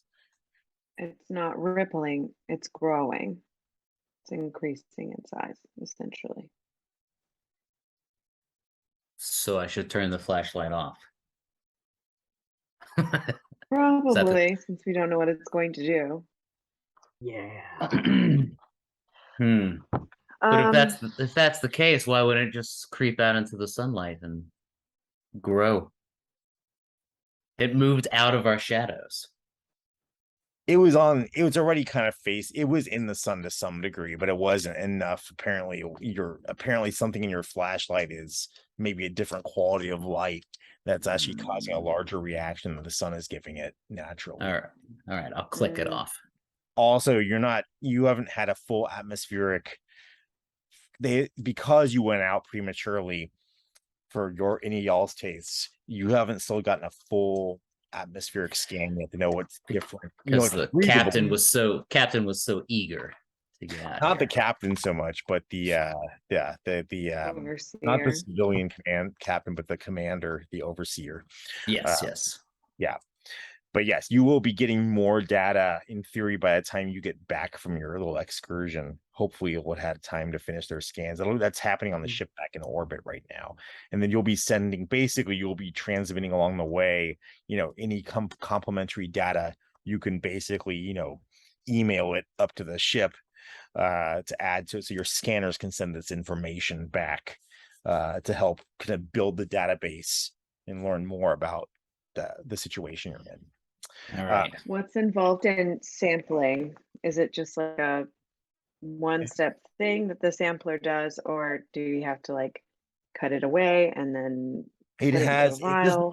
it just needs cellular information. So basically it has these little probes that stick out of it, like little prongs that you can kind of scrape it against something. The prongs extend about 6 to 8 inches from the device. There's also it's kind of a pain in the ass to reattach it and take some time, but you can basically fire it like a little dart and have it almost like like those old tasers that have like the little wire left behind. You can fire out a little harpoon from it if you don't want to get within the 6 to 8 inches to get your reading. It's also hard to be super accurate with it, but it is Right. kind of a last ditch kind of thing. I mean, you don't lose your ability to do it anymore. You just takes about 10 minutes to reset it afterwards. Is there any way we can just skirt this mess and enter these woods Oh yeah, without yeah. No, this is disturbing not this? blocking your way. It's just something Okay. that as you're kind of entering the woods, it's the first thing that you noticed. Yeah, you don't need to spend any more time here. In fact, you're We're gonna have to come back by here, in theory, yes. presumably. Yeah. So you're gonna leave it be for now. Sure, it's unpredictable. So I'm sure you give it a somewhat wide berth as you enter the woods. The second you get under the canopy of trees, like it's a dramatic difference. It's almost like perfect overhead foliage coverage, even though everything looks kind of mottled and kind of like twisted and almost dead like the trees. They still have enough foliage on them to really kind of completely blanket and create a ceiling above you, so it's almost like daylight and night as you enter the woods, even though it's kind of a disconcerting feeling. And it's super dense in here, so it's very hard to keep any significant distance. You can avoid touching the trees, but you're never going to be with outside of a good maybe 5 feet of anything significant. Your scanners all have basically a little beacon coordinating tracker on it, so you can't really lose your way, so that's good. So as the do you want to say that as you're kind of like the guy who's the bushmaster there, Thorn, your character, would you be taking point or kind of like Sure. The crew is the civilian crew with you is kind of deferring to your thoughts as far as how you want to proceed, like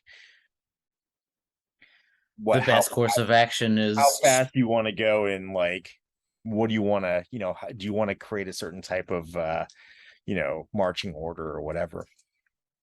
Let's bring the me and then the android and then whoever wants to follow behind.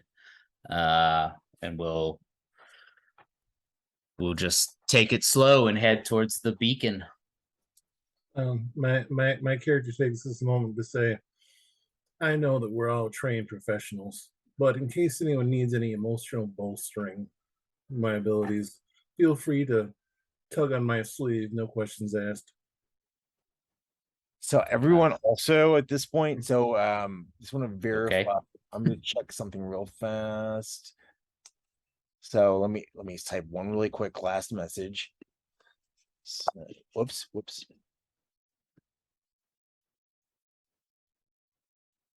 Just want to verify something. I just sent a PM to someone.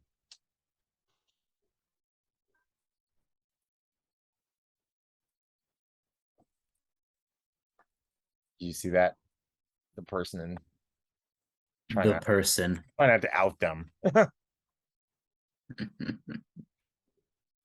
Everyone should look to see if you just got a private message if you didn't on the chat. Okay, cool. So okay, cool.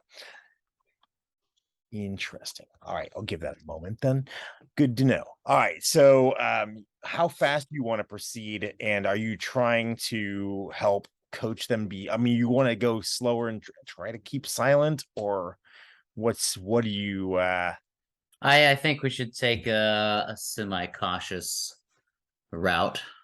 at a through- normal pace, you always spent the better part of, you're going to be in the woods before you can get through it. It's going to be the better part of, you're going to have to spend the night in the woods.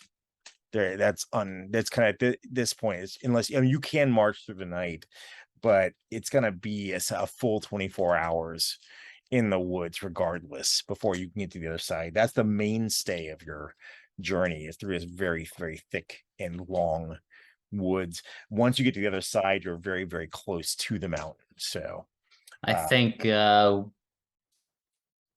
you can either minimize that time. I feel like my character would want to push harder to get to the mountain quicker. Sacrificing quietude Yes. of getting the I hell out agree. of the forest faster.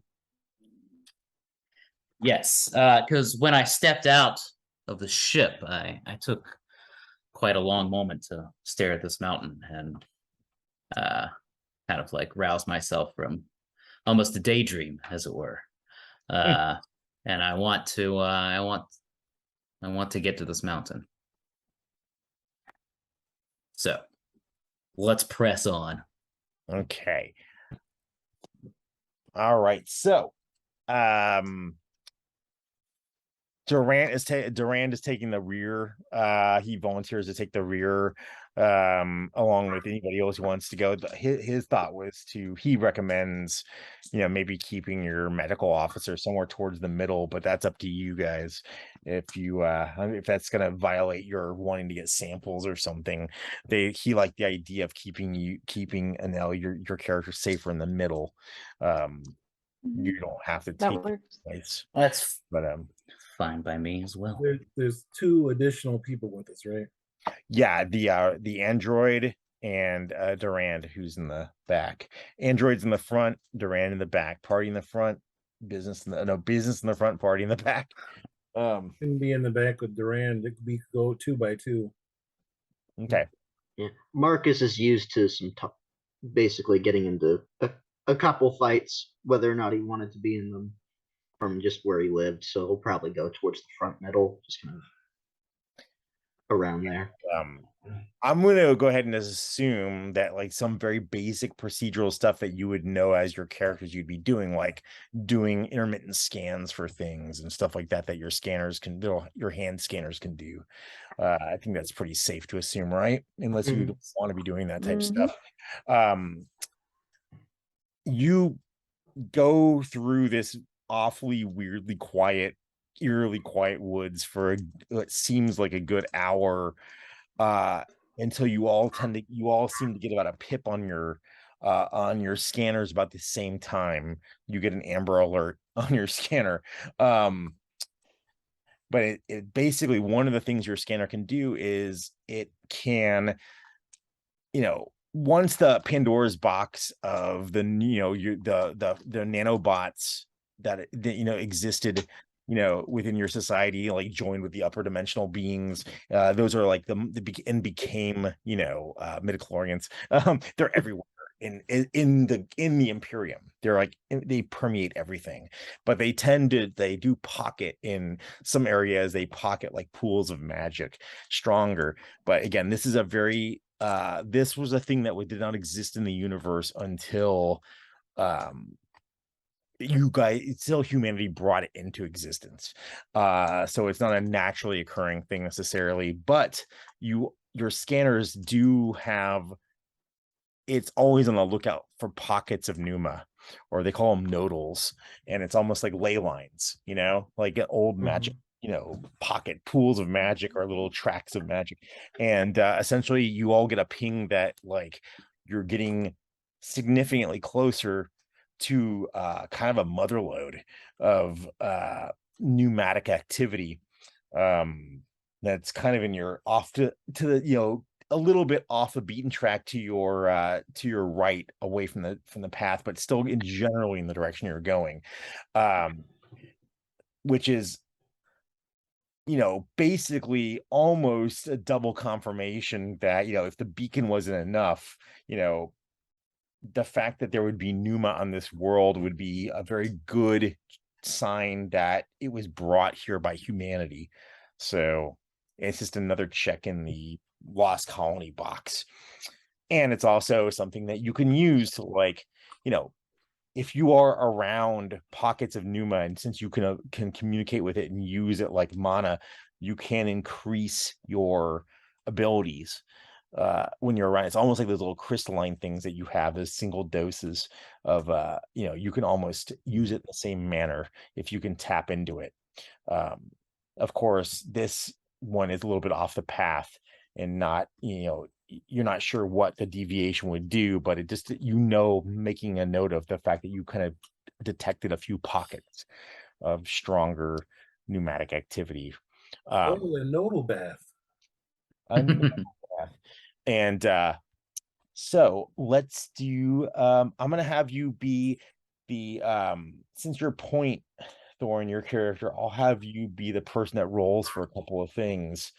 Boy, where's my thing? So we can go over the at some other time. I'm not gonna do it now to slow things down anymore, but there are overland rules that I've adapted for, like, how things, like when you're scouting or hunting or doing like that, or just how you encounter things with the current disposition of your, how you're traveling.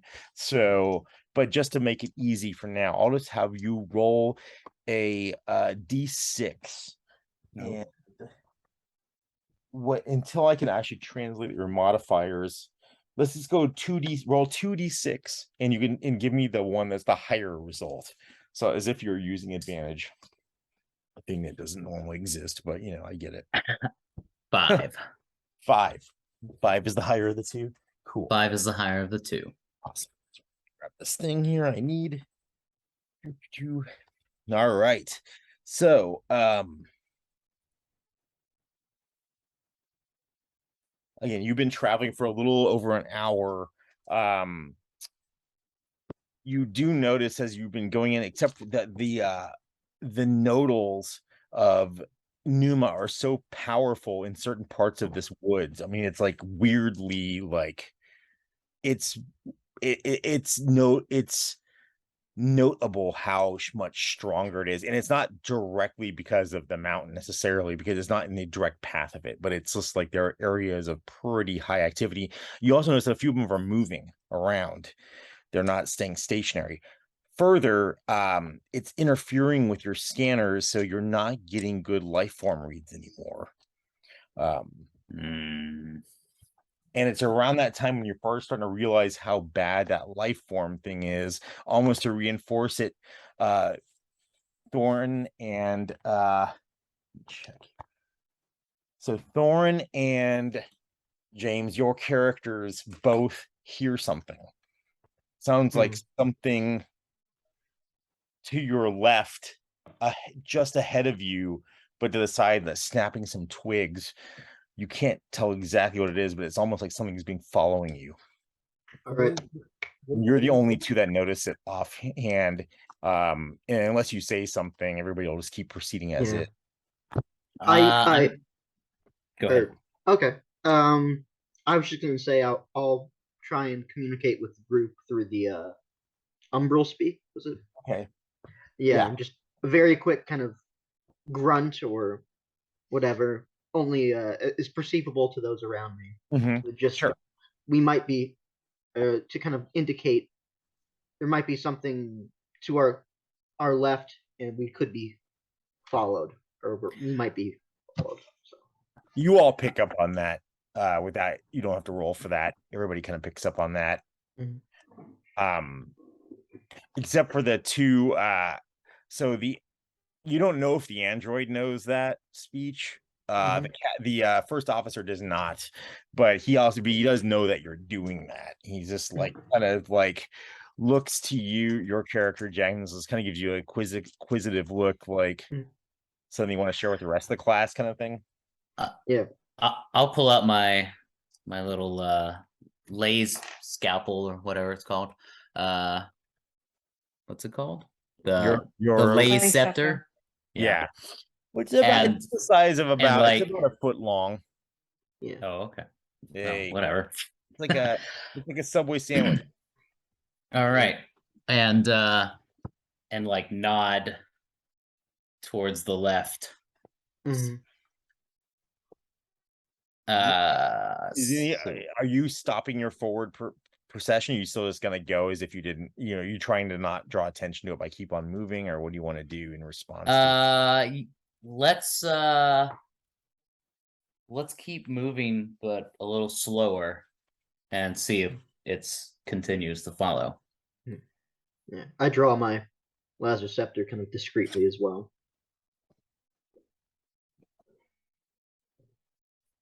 Same. Is anybody not drawing their weapon? Me. Safer for everyone else that way.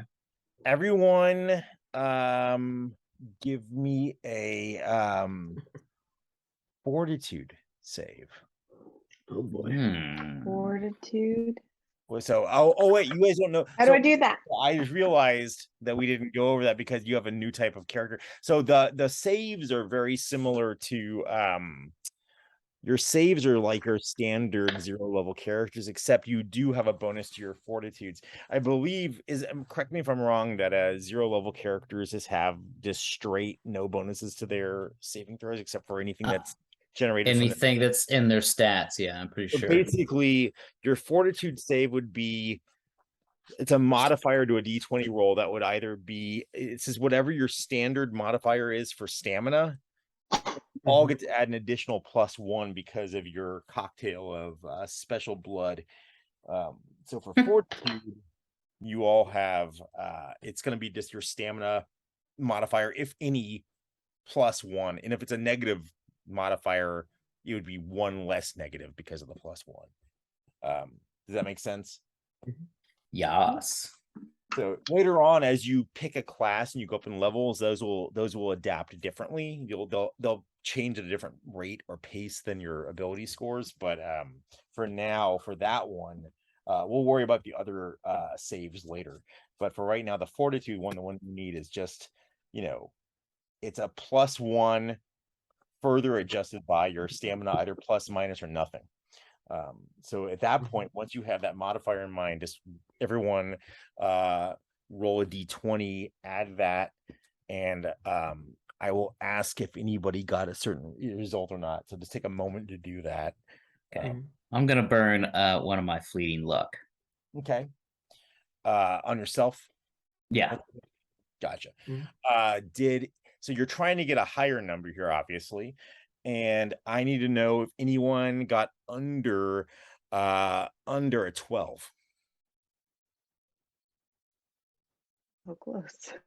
And now you got under a 12. I didn't. I You beat didn't? it, but I rolled a You- 12. Oh, good. Then you're So I good. got 13. So nobody ended up with less than a 12, or if they did, they don't want to use their luck on it to raise it up. I'm glad I burned that one fleeting luck. Oh. And again, you can do the luck afterwards. That's true. But so no one failed that one. Nope. Okay. So Go us. kind of funny that you're close. So like you have and now you notice that you're so 2 characters actually are gonna notice something. I'm trying not to like completely out who has what. I guess it doesn't matter as much with your powers, so it's up to you. You guys have vested interest in keeping your actual powers secret. That's not if you do, I'll did that in front of each other. What's that? We did that all in front of each other, right? Sorry, I don't know why. We rolled them in front of each other. Yeah. Yeah. I just want. So who had the? I just wanted to make sure. Somebody was like hoping that somebody else forgot. Somebody had who had the biofeedback, or not the biofeedback? Who had the? I can look at my list. One of y'all had a thing with Oh my god. You want us to just tell you what we all had? Yeah, this one. Sorry, I had mental blast. So no, it's not you. Okay. Psychokinesis. Not you. Psychometabolism. That's the one. Mhm. Who is that? Me. Oh, okay. Oh yeah. So actually, you know what? You would know that too. Okay, cool. So Jack and Nell, you both noticed something, and now you kind of have a pretty good sense as from what you do as your career. You have a pretty good sense when you're under the influence of foreign bodies or any type of toxins, and have a feeling of like a little bit of weirdness with the equilibrium, not enough to put you off anything, but it almost feels like you've either been like something that messes with your senses is trying to make you ill, or it's almost like you ingested something like a bad drug that somehow you don't not necessarily affected by, but you notice it. You have like a whoa, that's kind of weird kind of feeling. And James, you also kind of feel the same, but I will give you a special note in the chat because of you.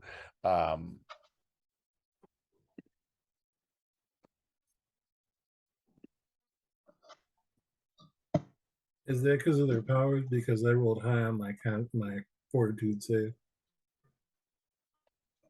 You're good.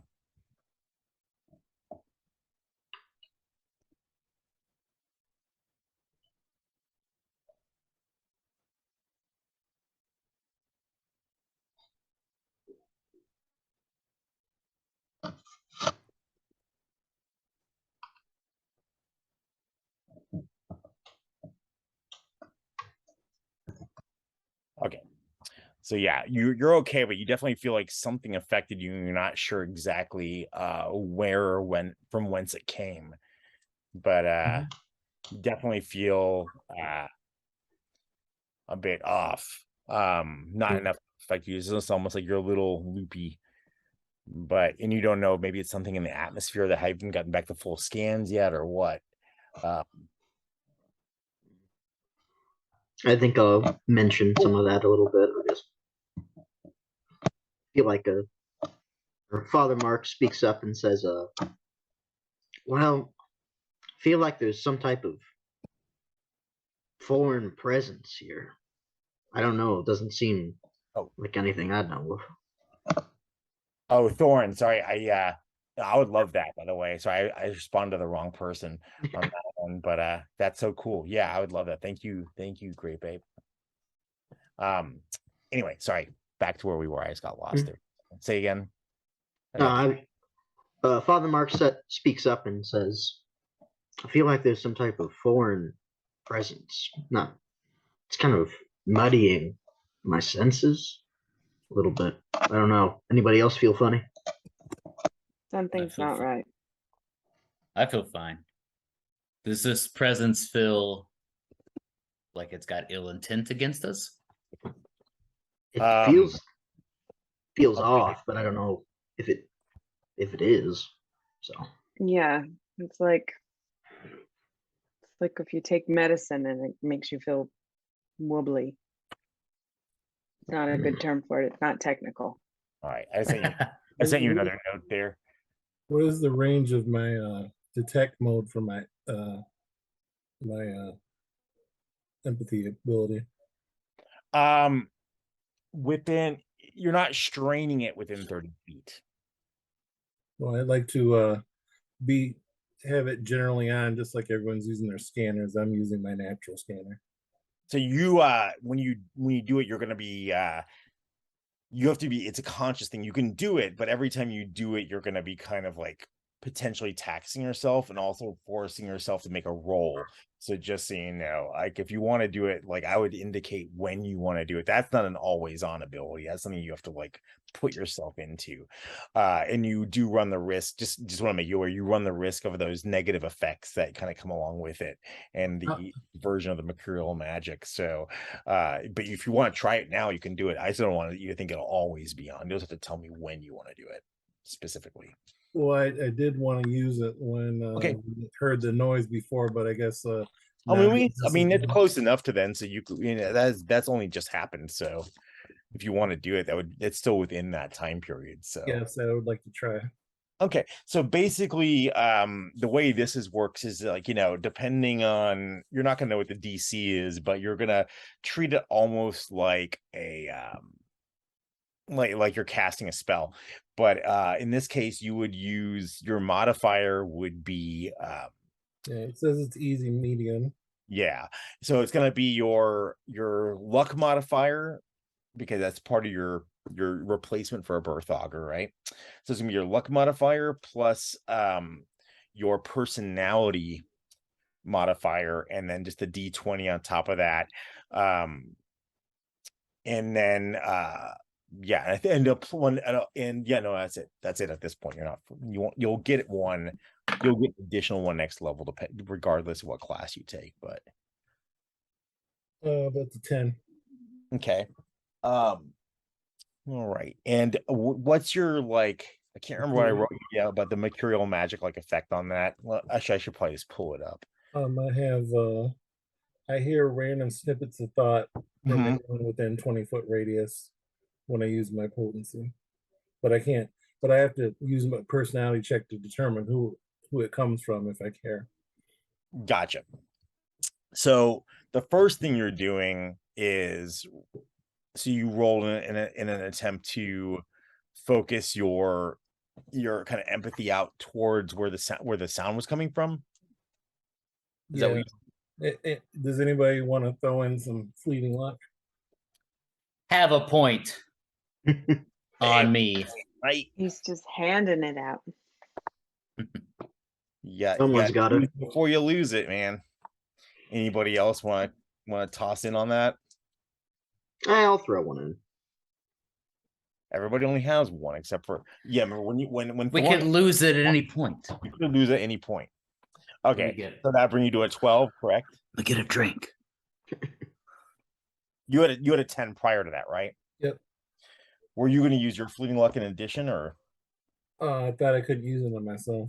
Oh no, you can. You can use it on yourself or anyone else. That's different than regular luck.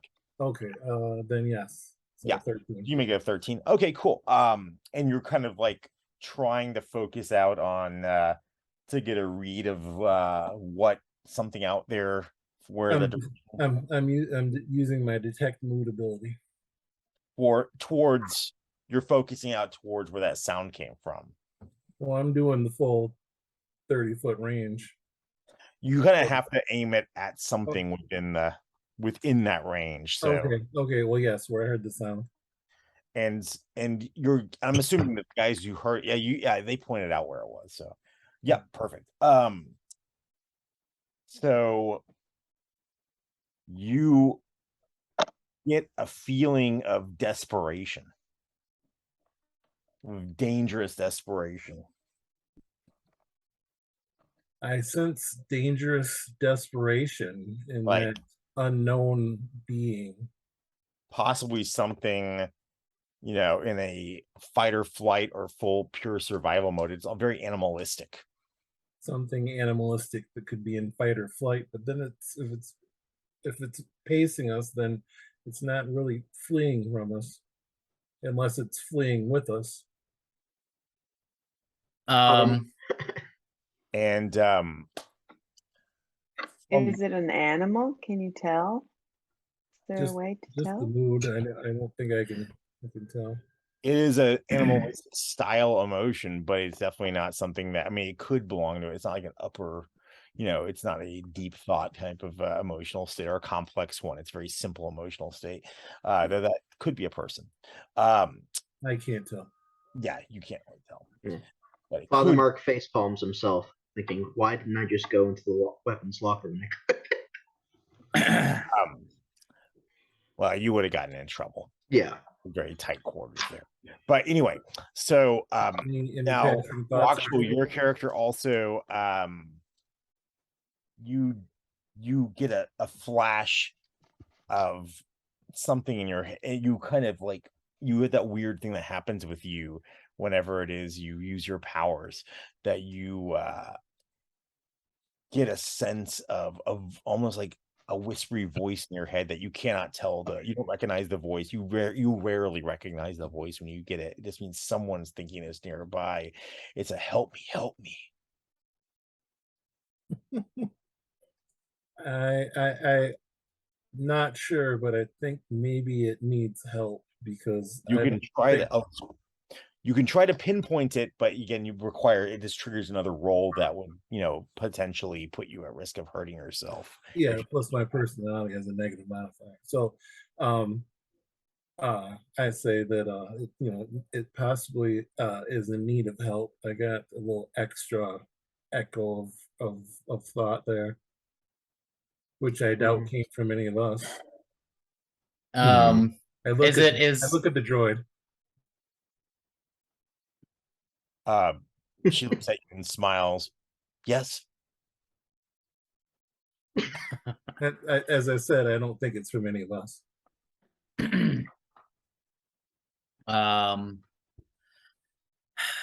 Is it within the survey procedures to go scout this out, or would it be more standard procedure? I'm asking without looking at the rule book. Survey Well, it's not in procedures. there. It's not in there, but it's basically you have, if you feel like, you don't usually don't deviate from mission parameters unless you feel like it's in interest of the safety and health of your team. Yes, but if you feel like it's something that could be the interest of safety and health of your team, then absolutely you can. I think this could be in the interest of finding information about this planet. If this is something that is in distress and communicating its distress in a way that is intelligent, we should go investigate. It's true. Come Though out. some people might argue that goes against non-interference, but those people are assholes. Oh So. yeah, Come out if you need aid. I would. So have you made? I would just voice that it is maybe not non-interference, but if you want to go, I'll stand and watch. So you guys have stopped your forward progress at this point? Because I know you were up Yes. to this point. Yes. So I think we stopped. Our translator is automatically translate, right? in theory, remember, it does better with samples. Yeah. It does better the more samples you have. Also, when you have that happen in your head, it's irrespective of language. Yeah. Just want to make you aware. Yeah. Mhm. I was So just trying. somebody's speaking in Klingon for all you know. But so you're kind of like in that brief moment of like decision. Thorn, what did you decide? Do you want to go off or do you want to stick with what do you want to do?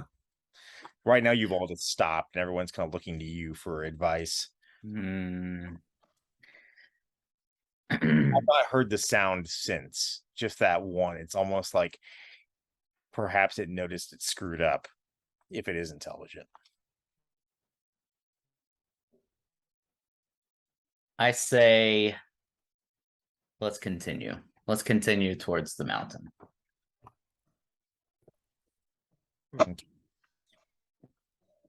Same kind of speed. If it comes back, we'll deal with it then. Gotcha. Everybody in agreement, I take it. I'll just assume that, when somebody's in the point position like Thorn, unless you say that you're doing something contrary, we'll assume it's happening. I want to make a discreet hand gesture of beckoning. You're gonna do what? Oh. To who? Sorry, I lost you. To the unseen thing. Oh, okay. You're trying to make a gesture. What kind of gesture are you making? Beckoning. Gotcha. Sorry, I'm an idiot. Yeah, you're like, come to me, but you're not doing it. You're doing it in a manner where hopefully nobody else sees it. Discreetly, so if Yes. it's watching us, it would see. If it comprehends it, it could respond. Otherwise, we're just walking. But discreetly in relation to your teammates. Yes. Gotcha. Copy that. I see nothing. Give me a It's not secret. I'm just being like, I'm not. Sure, I know. I gotcha. I think I gotcha. For Funnigans, give me a personality check. Or just roll a d20, add your personality mod to it, and you know what? If you have a luck modifier, you can also stack that on just for funsies. That would be in 7. Okay. So as of yet, there's been no direct response from your beckoning to board the love boat. Okay. So yeah. We now have a team name. You guys so you traverse a bit more along your path. You're still staying on the straight and narrow, I take it. You're not you're not at the point where you need to deviate if you wanted to go to the Numa pocket. You're just still kind of like on the path. And so who else is in front with Thorn? Was it just The android? That's right. She kind of she puts out her hand like a mom, who trying to car stop short and kind of to you, Thorin, and looks like legitimately like nervous about something. It's kind of stopping you unless you try to force against it. Nah, I won't. What is it? And she just like nods like kind of her head directly forward in the path about something that you didn't notice because her vision is better than yours, but you can see it now that you're pointed towards it. There's something something small sitting in the path ahead of you. It looks like a animal of some sort. Like if you didn't know better, you might think it's a rabbit. It's but a rather large rabbit. It's probably about 2 feet in size, but it's just kind of sitting in the path. It's not its colorings, or when you notice it now, you see it, but it's just kind of it looks like it's watching you. All right. She's like seems a little odd. Showdown. It does. I'm going to bend aggressive or anything, but it's just I'm gonna bend down and pick up like a rock or a stick or something and like toss it, like shoo. Okay, so this thing's about, are you just tossing as far as you can? Because it's probably about a good 60 feet up the path. Yeah, I'm just tossing it in its general direction. How aggressively or how close to it are you aiming it? How much do you really want to shoot this thing? Like what's the tenor of your shooing, I should say? It's a shoe. It's a shoe. Get. So like in no uncertain terms, you're trying to clear it out. Like you're throwing you're gonna try to walk it like in baseball. Yeah. Okay. So go ahead and give me a just roll a missile attack. Not to necessarily hit it, but to get it where you want it to go. Just standard style. That was you don't have any other bonuses other as a 0 level. You don't have any other bonuses other than your agility. That's gonna be a 6. not good at throwing sticks. Anybody who has any fleeting luck want to toss in? I'm not sure if it would make much of a difference, but I don't waste your fleeting luck on this. Yeah, it doesn't. It's only 1. So it lands in its general area. You notice it looks to it, and it looks like it's about to jump away, but then like it seems to kind of look past where the rock landed into the woods, and then it thinks better of it and kind of settles back down. Like you can tell it definitely instinctively wanted to run, but then it decided not to. I'm gonna lean over out of the group to the side, looking at it. To the side, oh, you mean just kind of like from the back, kind of like, Yeah, so it's a good 70 feet away from you. So yeah, you're peering at it now, and you can't really see that much except for what I already described about it. Is there anything you were wanting to do with that? Are you thinking you're gonna try to do your thing? no, I'm just gonna squat down. Oh, okay, you're squatting. Gotcha. Pop a Like, squat. more to its level. Okay. Yeah, guys, you guys are still a good distance away. Durand is like, what do we do? You know, as long as it's not killed before we can I mean, it's determine more. It's just a critter. It looks like a rabbit from what I can tell, but It could be dinner. It is. Could have big, I'm sharp, gonna pointing pull teeth. out my spyglass and hand Yeah. it to Me? Sorry. Danelle?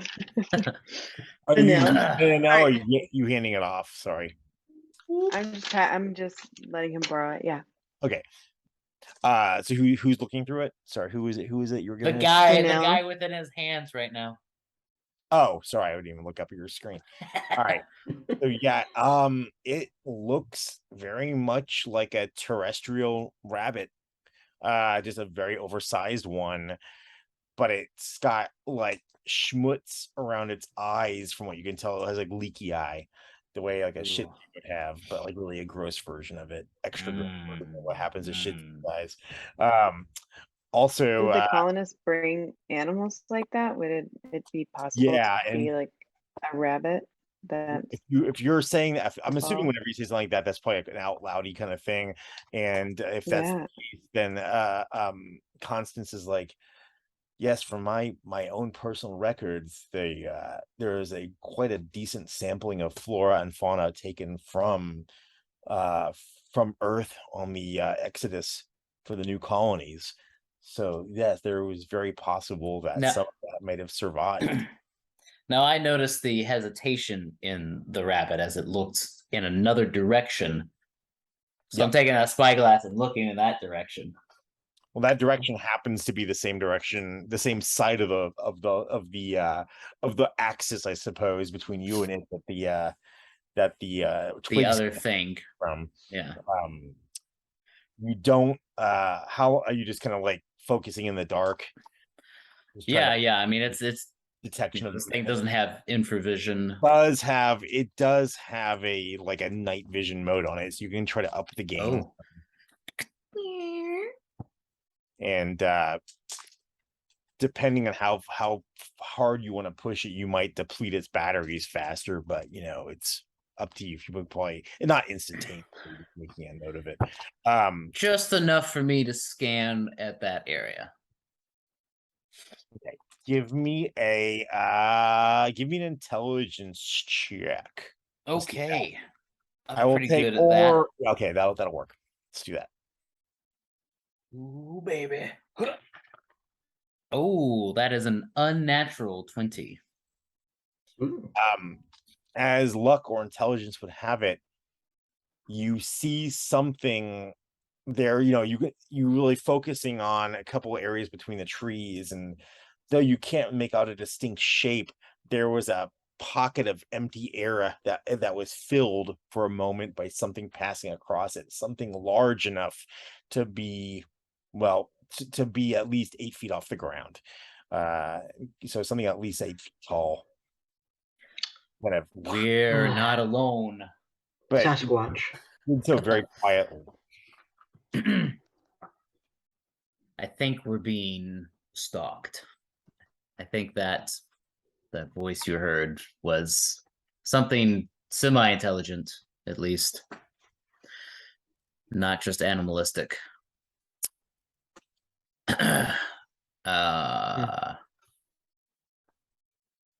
Durand is like, well, if we're being stalked, is it better to stay in one spot, or is it better just to go about our business? What should we do? not familiar with this situation. Should know Well, the ship. you'll be all right. Maybe. I mean, we stay here, it knows where we're at. We keep going, it knows where we're at. I say we keep going until we make camp at nightfall, and then we set watches and maybe even traps. And we're okay. That rabbit thing is not going to attack us, right? That looks just like a rabbit. No. Go around it, pick it up. I suggest avoiding it entirely. I was going to walk straight towards it. Do droids have emotions? Depends on who you ask. It's an open debate. Well, I'm sensitive to it, so I might notice. Not that you're able to normally read. What does the chat say we should do? Let's go All of straight towards our- the rabbit. Going towards the shadows. Let's go. You guys gotta proceed towards the rabbit. Just keep going. You don't count, Elena. Okay, so let's go ahead and do this then, because this is not a sign of anything happening, but let's just roll. In case it comes up, let's roll your initiative. Here we go. And we don't get any bonuses on our initiative other than our agility modifier, correct? Plus your agility modifier, that's it. And yeah, I think that's All right. Ooh. So remember, what this does for you is it's a pool of, points. Everything that you want to do costs 8 points. This is Clay's super fancy initiative, everybody. Oh boy. So I'm not, Forgot all about because of it. that, I'm Turn not. to page 128 for the rules. No, it's one thing you have to remember. That's it. Book 3. Segments. You have the Yes. segment you go to whatever you rolled, and that's your pool to act off of. And if you want to, everything you can basically do costs about 8 points.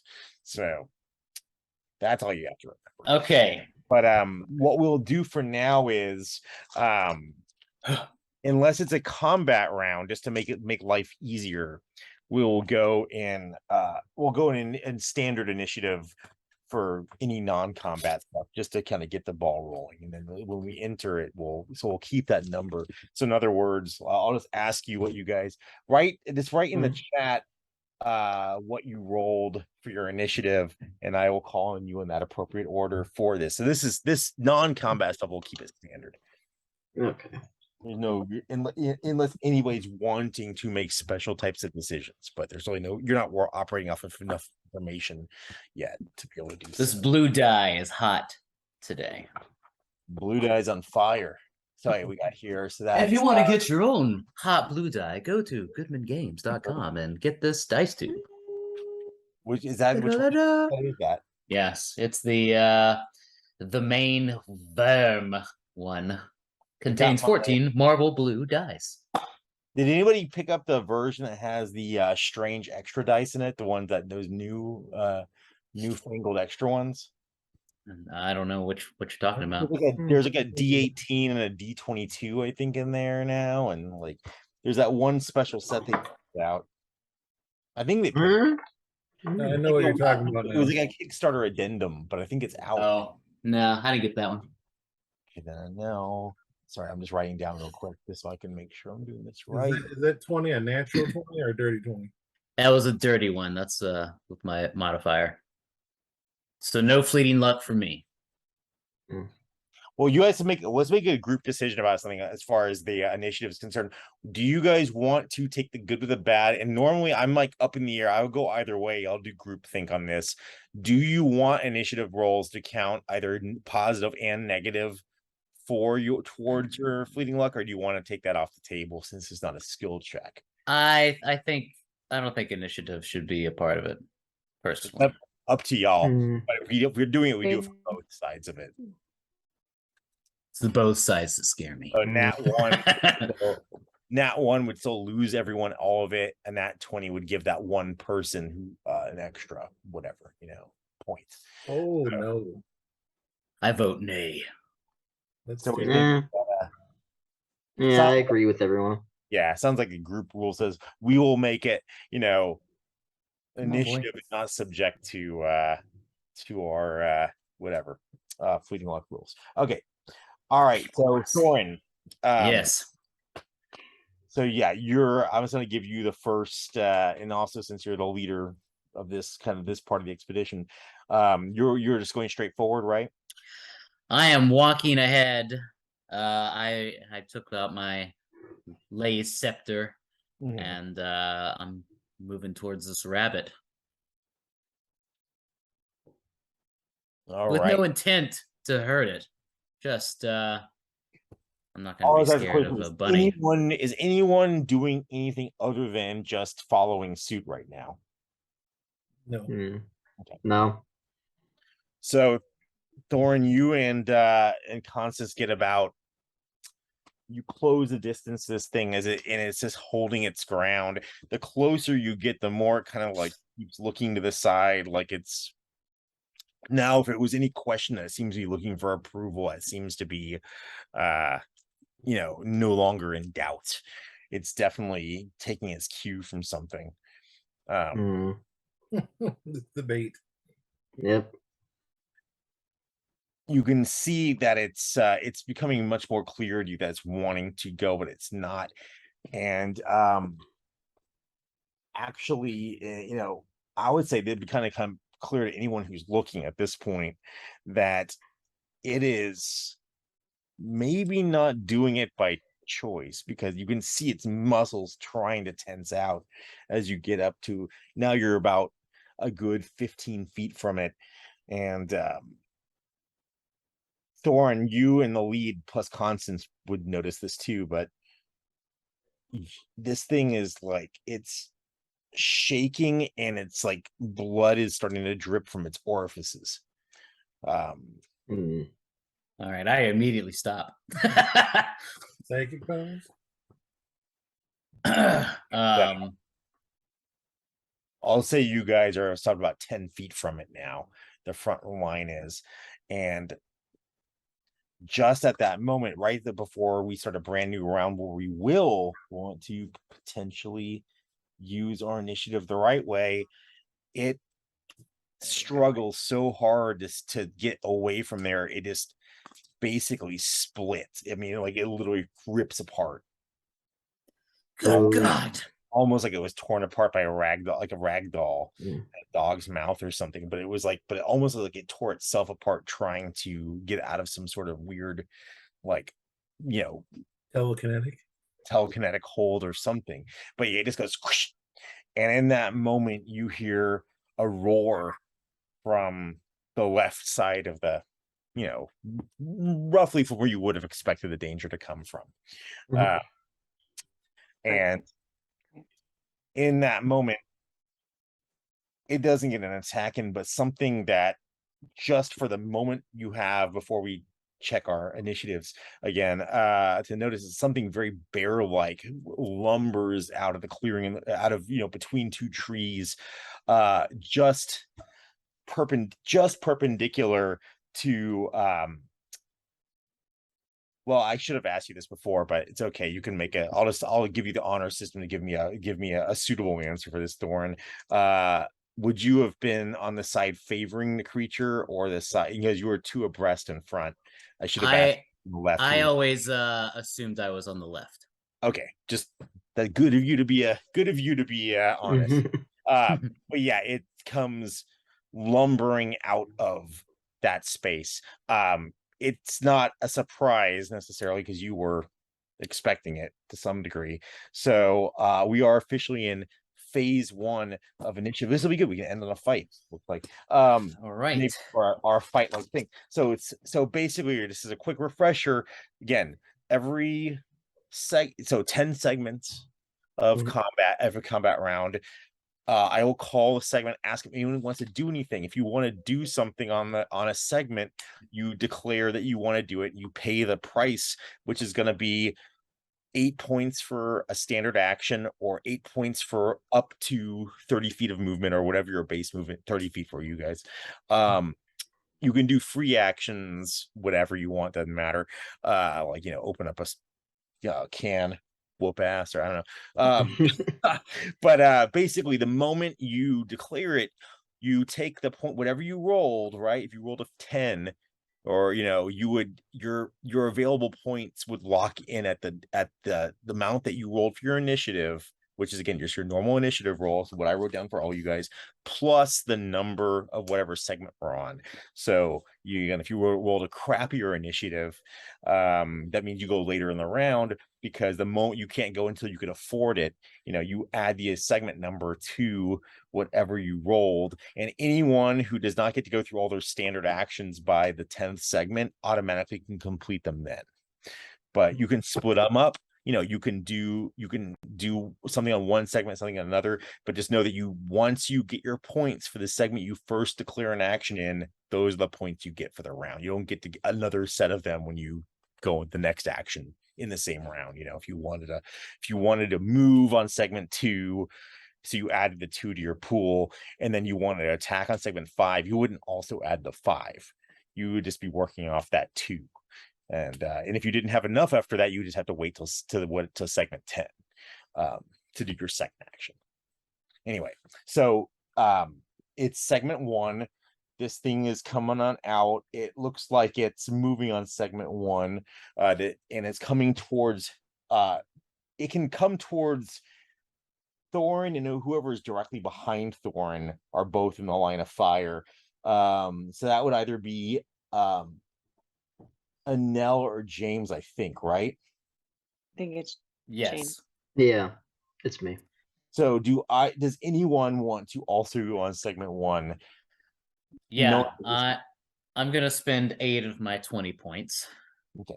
And remember, anything that goes on the same segment is simultaneous as far as the game is concerned. I'm actually going to use my mental blast ability to try and stun this thing. So contested personality.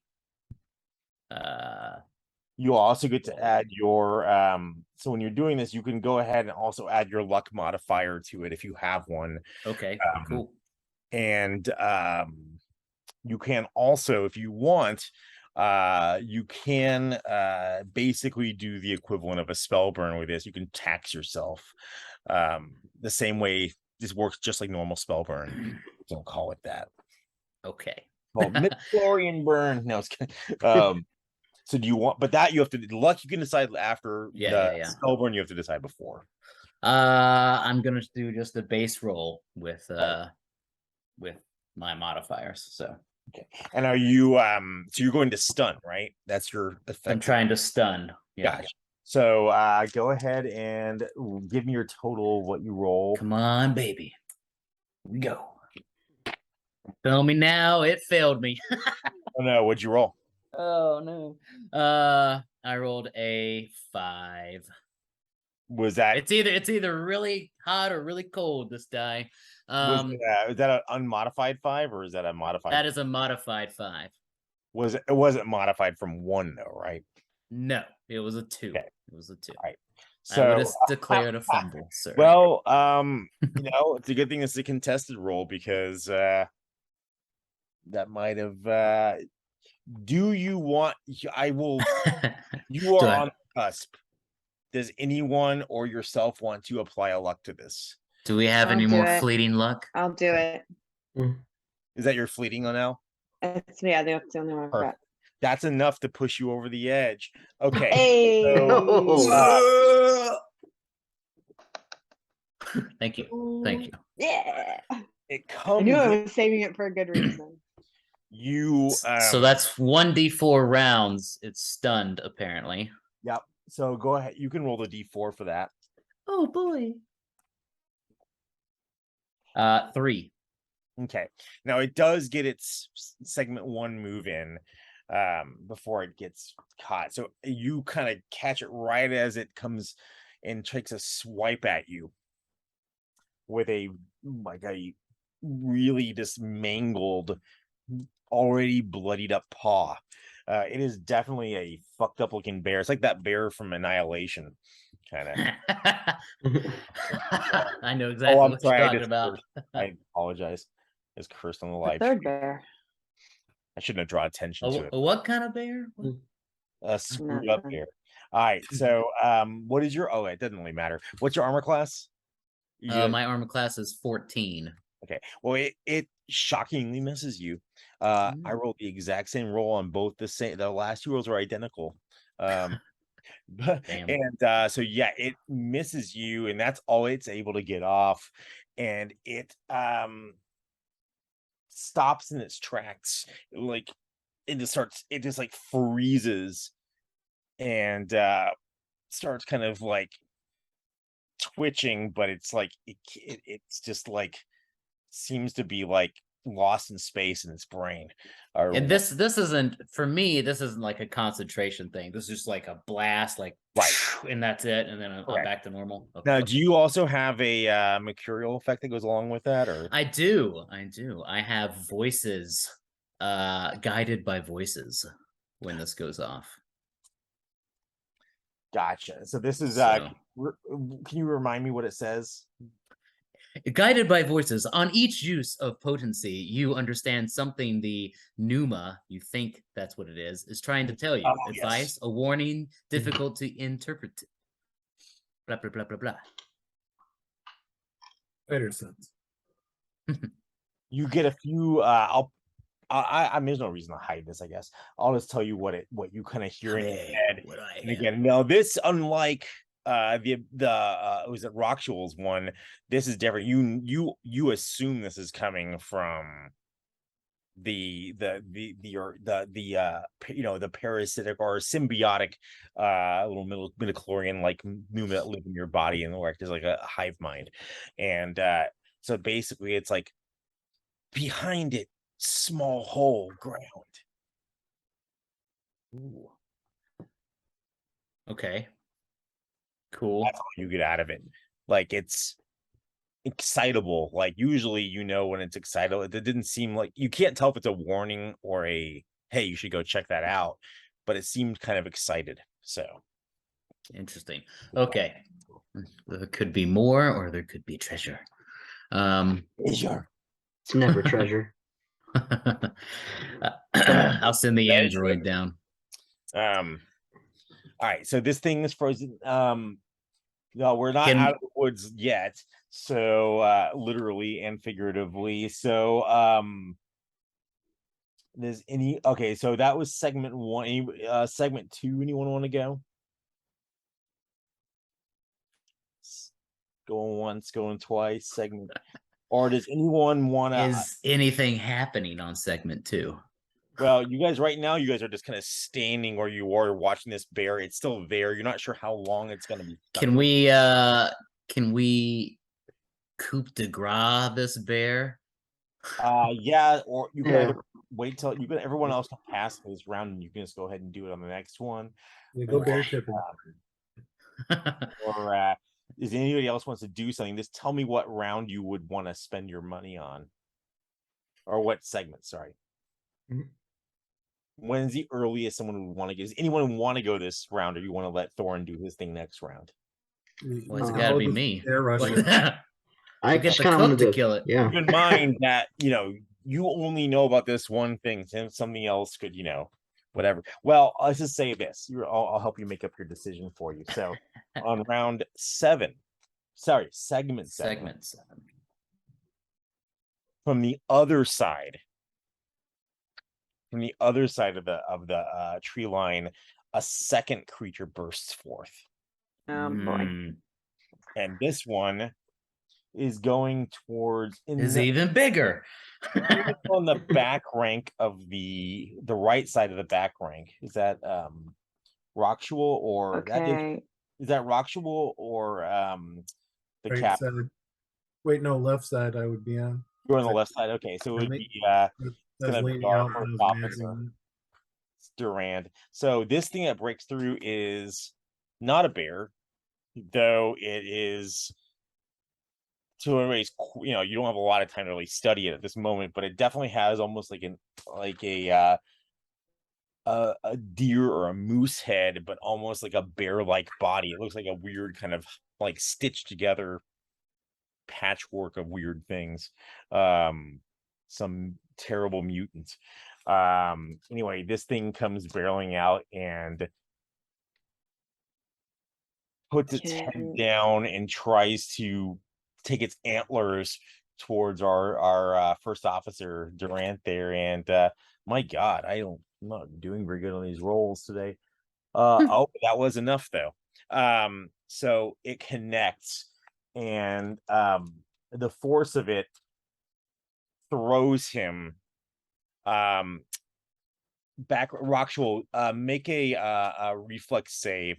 So that would just be you wouldn't have a bonus other than your agility as a first leveler, so or 0 leveler. So you're the only one that you get a bonus for is the fortitude because of just that special sauce in your blood. But 13.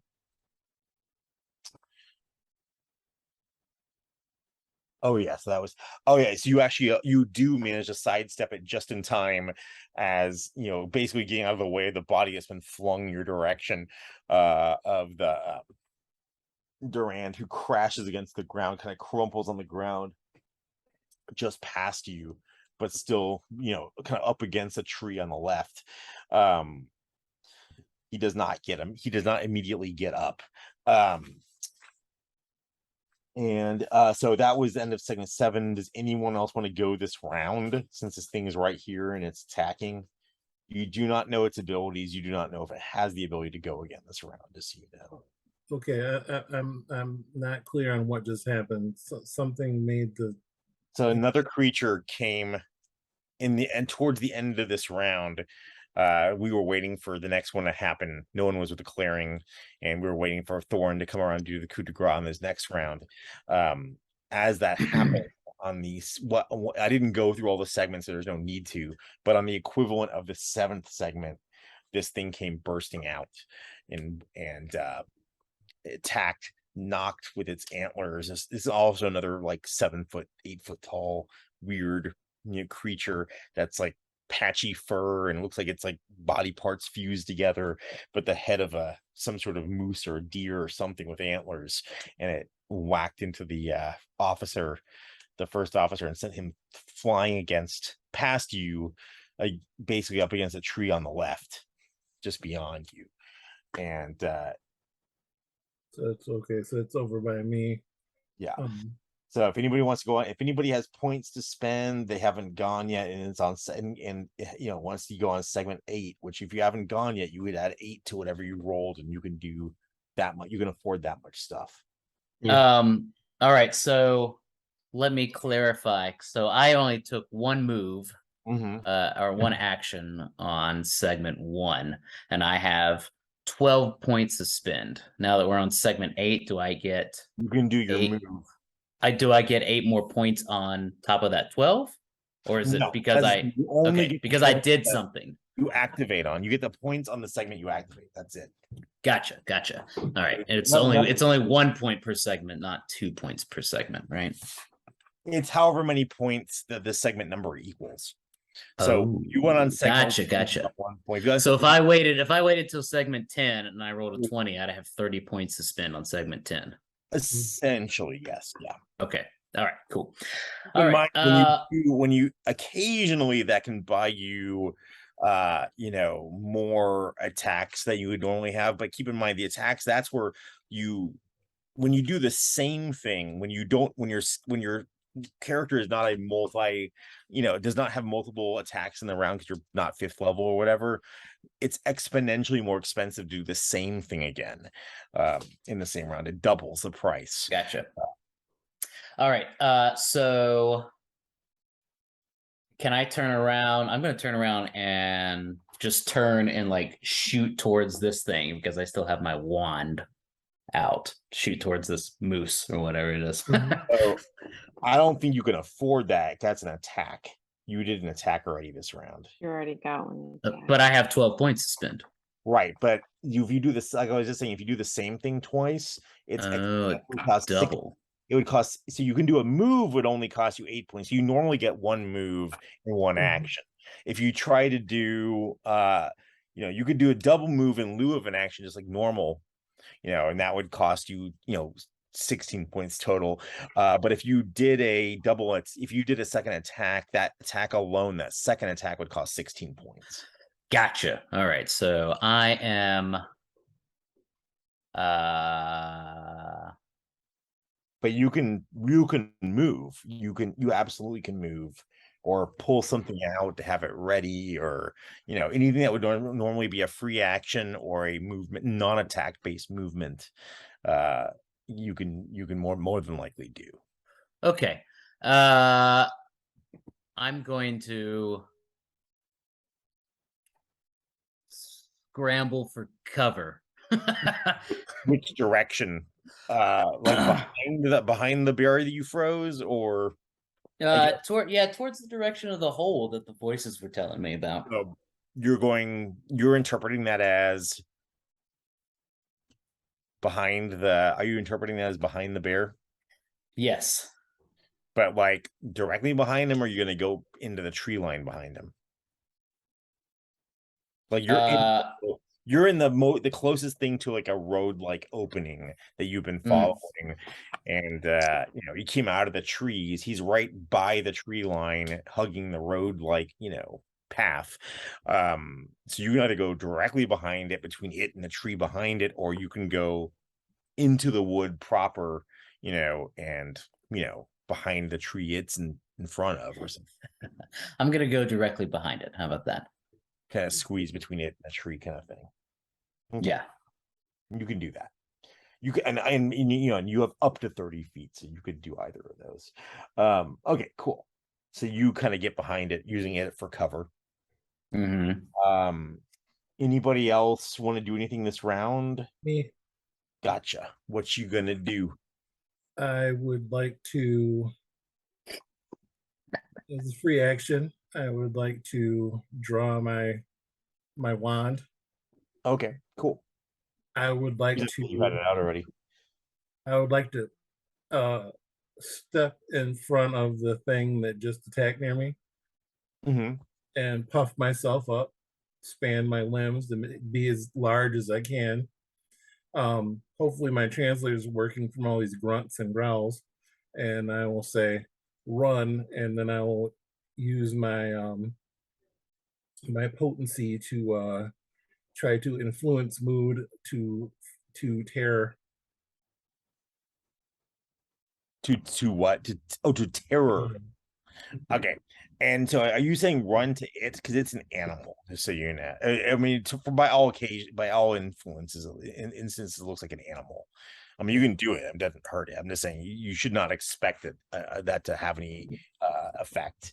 The translator is not going to do it it's not going to turn it into animal talk or anything like that. Yeah, well, I don't know what level of intelligence in life we're going to encounter until we know for sure. Sure. Yeah, but still, I can mimic. Well, yeah, you have your translator does not have enough data to be able to like do anything that's that, it has to monitor stuff to know what it, if it has a language, but you can make a noise, like a scary noise. Yeah, well, that's what I'm gonna do, and coupling a scary noise with a usage of your, go for it. Yes. Okay. It says it's difficult. Yeah, and it's gonna be yeah, you're not sure how difficult, but probably this thing looks pretty crazed. So hopefully it gets crazed in another direction. All right, so probably not. That's a 12. The 12. And modify it with personality. 11. Yep.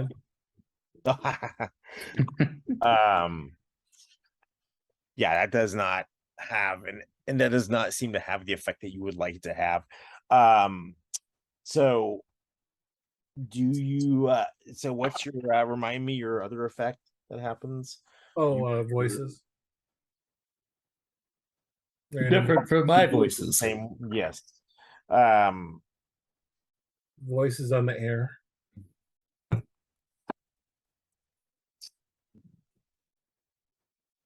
Random snippet of thought. You get a snippet of like mortal terror from a very like an intelligent sense of mortal terror, like an oh god no kind of thing, and it feels very, very strong and very nearby. More than just the panic of being attacked. It feels like the feeling somebody might have if they know death has come for them. Yeah, well, Is this bear more intelligent than we thought? You're not sure. I'm interposing myself, so it's gonna have to. It's not necessarily to attack somebody else. Hopefully. Yes, I know it's not necessarily the bear. Could be the person in the hole. You can try to pinpoint it, but it does put you at risk if you want to try to be any more detailed than that. Another personality check. But I don't. It's not that important. So gotcha. Okay. There are no other. Is there anything else going? Nobody else.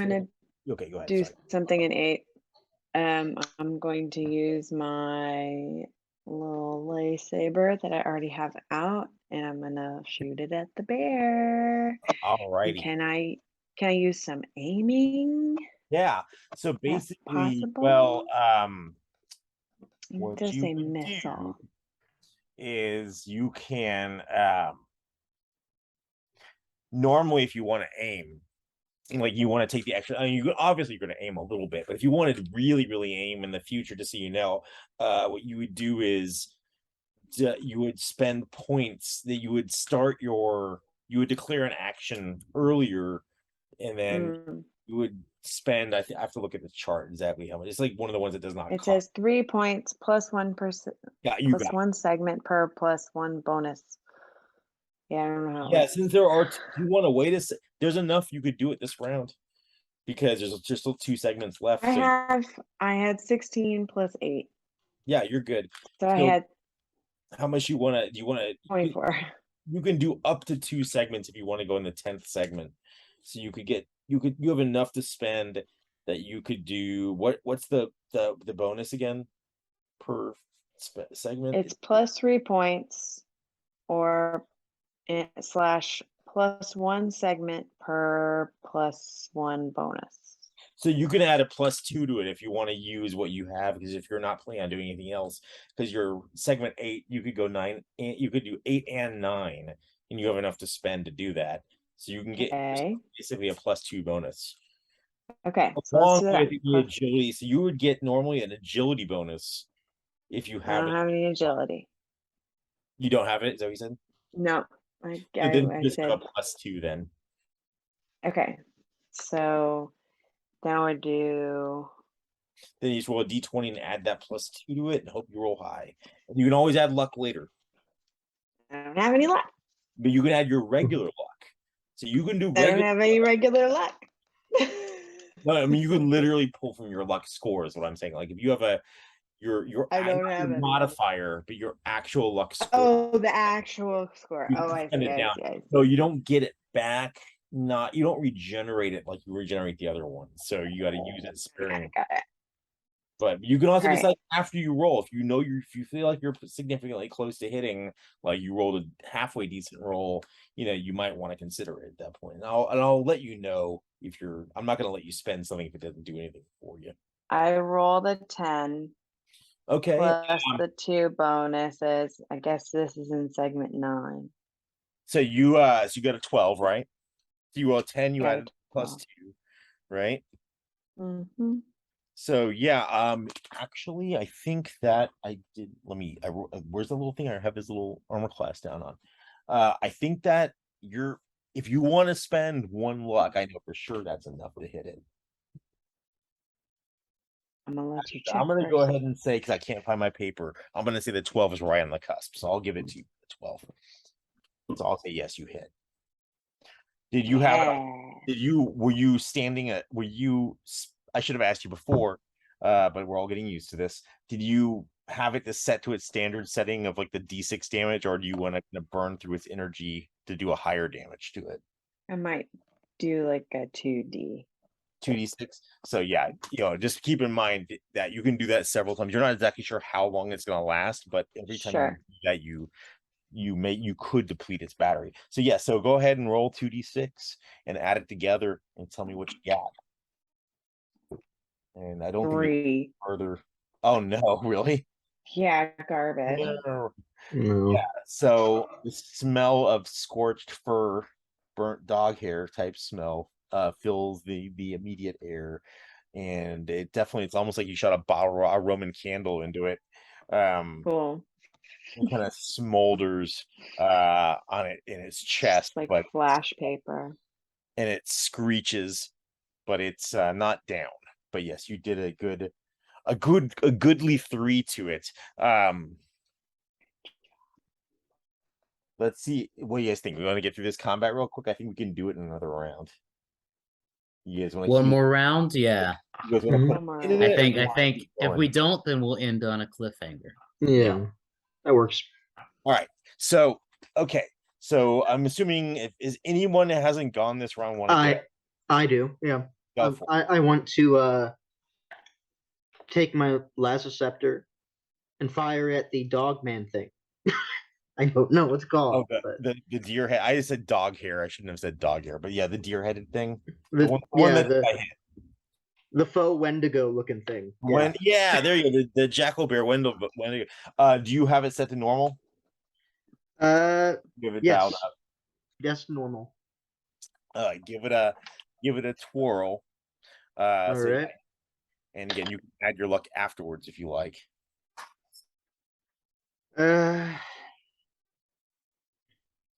I don't think adding luck would help, and it's just an agility score. You said You would Or add a agility bonus. modifier to the d20, Mhm. and I think that's all you guys have for that. 6. Okay, yeah, that's Mm. probably not worth it. So that just sails off. That just sails off into the woods. Yeah. On the Puts- bright side, the round's over. Wait. Yes. So bringing us back to Now I had 4 points left. Technically, does that mean anything? no. I have enough points. That to doesn't cover my carry action over. points. Now we did decide we're gonna re-roll initiative every time, just that way you don't. Yeah. We did decide. Yeah, Okay. yeah, you don't carry anything over to the next round. Yeah. Sorry, There we go. did somebody say Yeah, something? Natural 20. Too bad we decided not to do the fleet. Sorry, Oh. Actual, what'd you say? I had enough points to do another attack action. But I don't You have think to have double the points. you have Yeah. to double it. 'cause you But don't- 'cause you only also, get one attack point. you can, there's only one other rule. If you can't do it in the 10th, you can't do an extra attack if you don't own one in the last segment. That's the only thing. You can do it in up to segment 9. That's the only thing. That's the only modifier to that keeps it from being.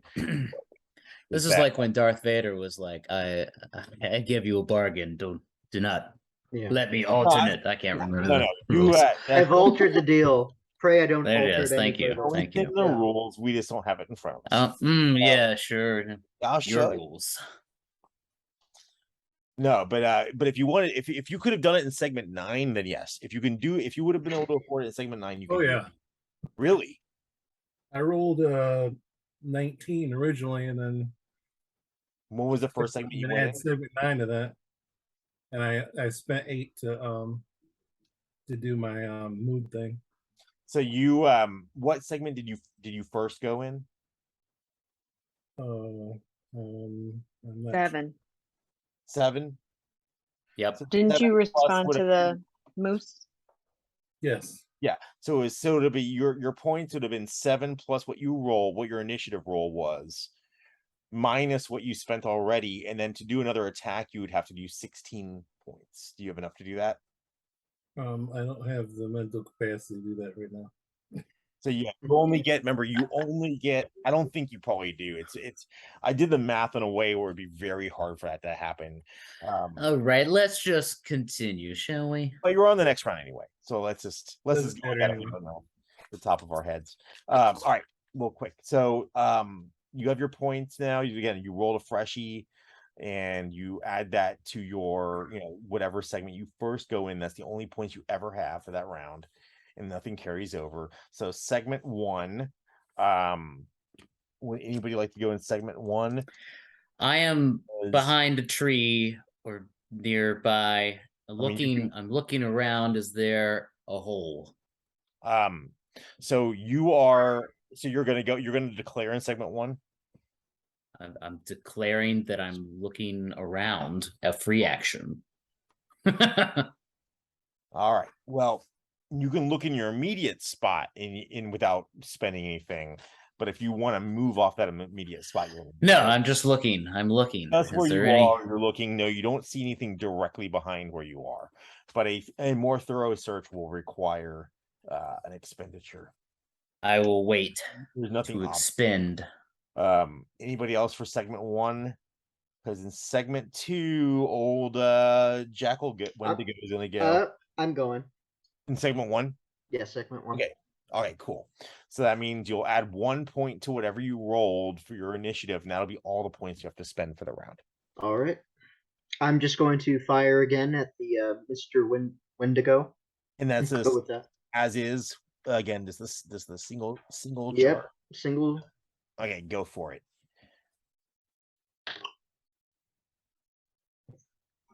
God. 9.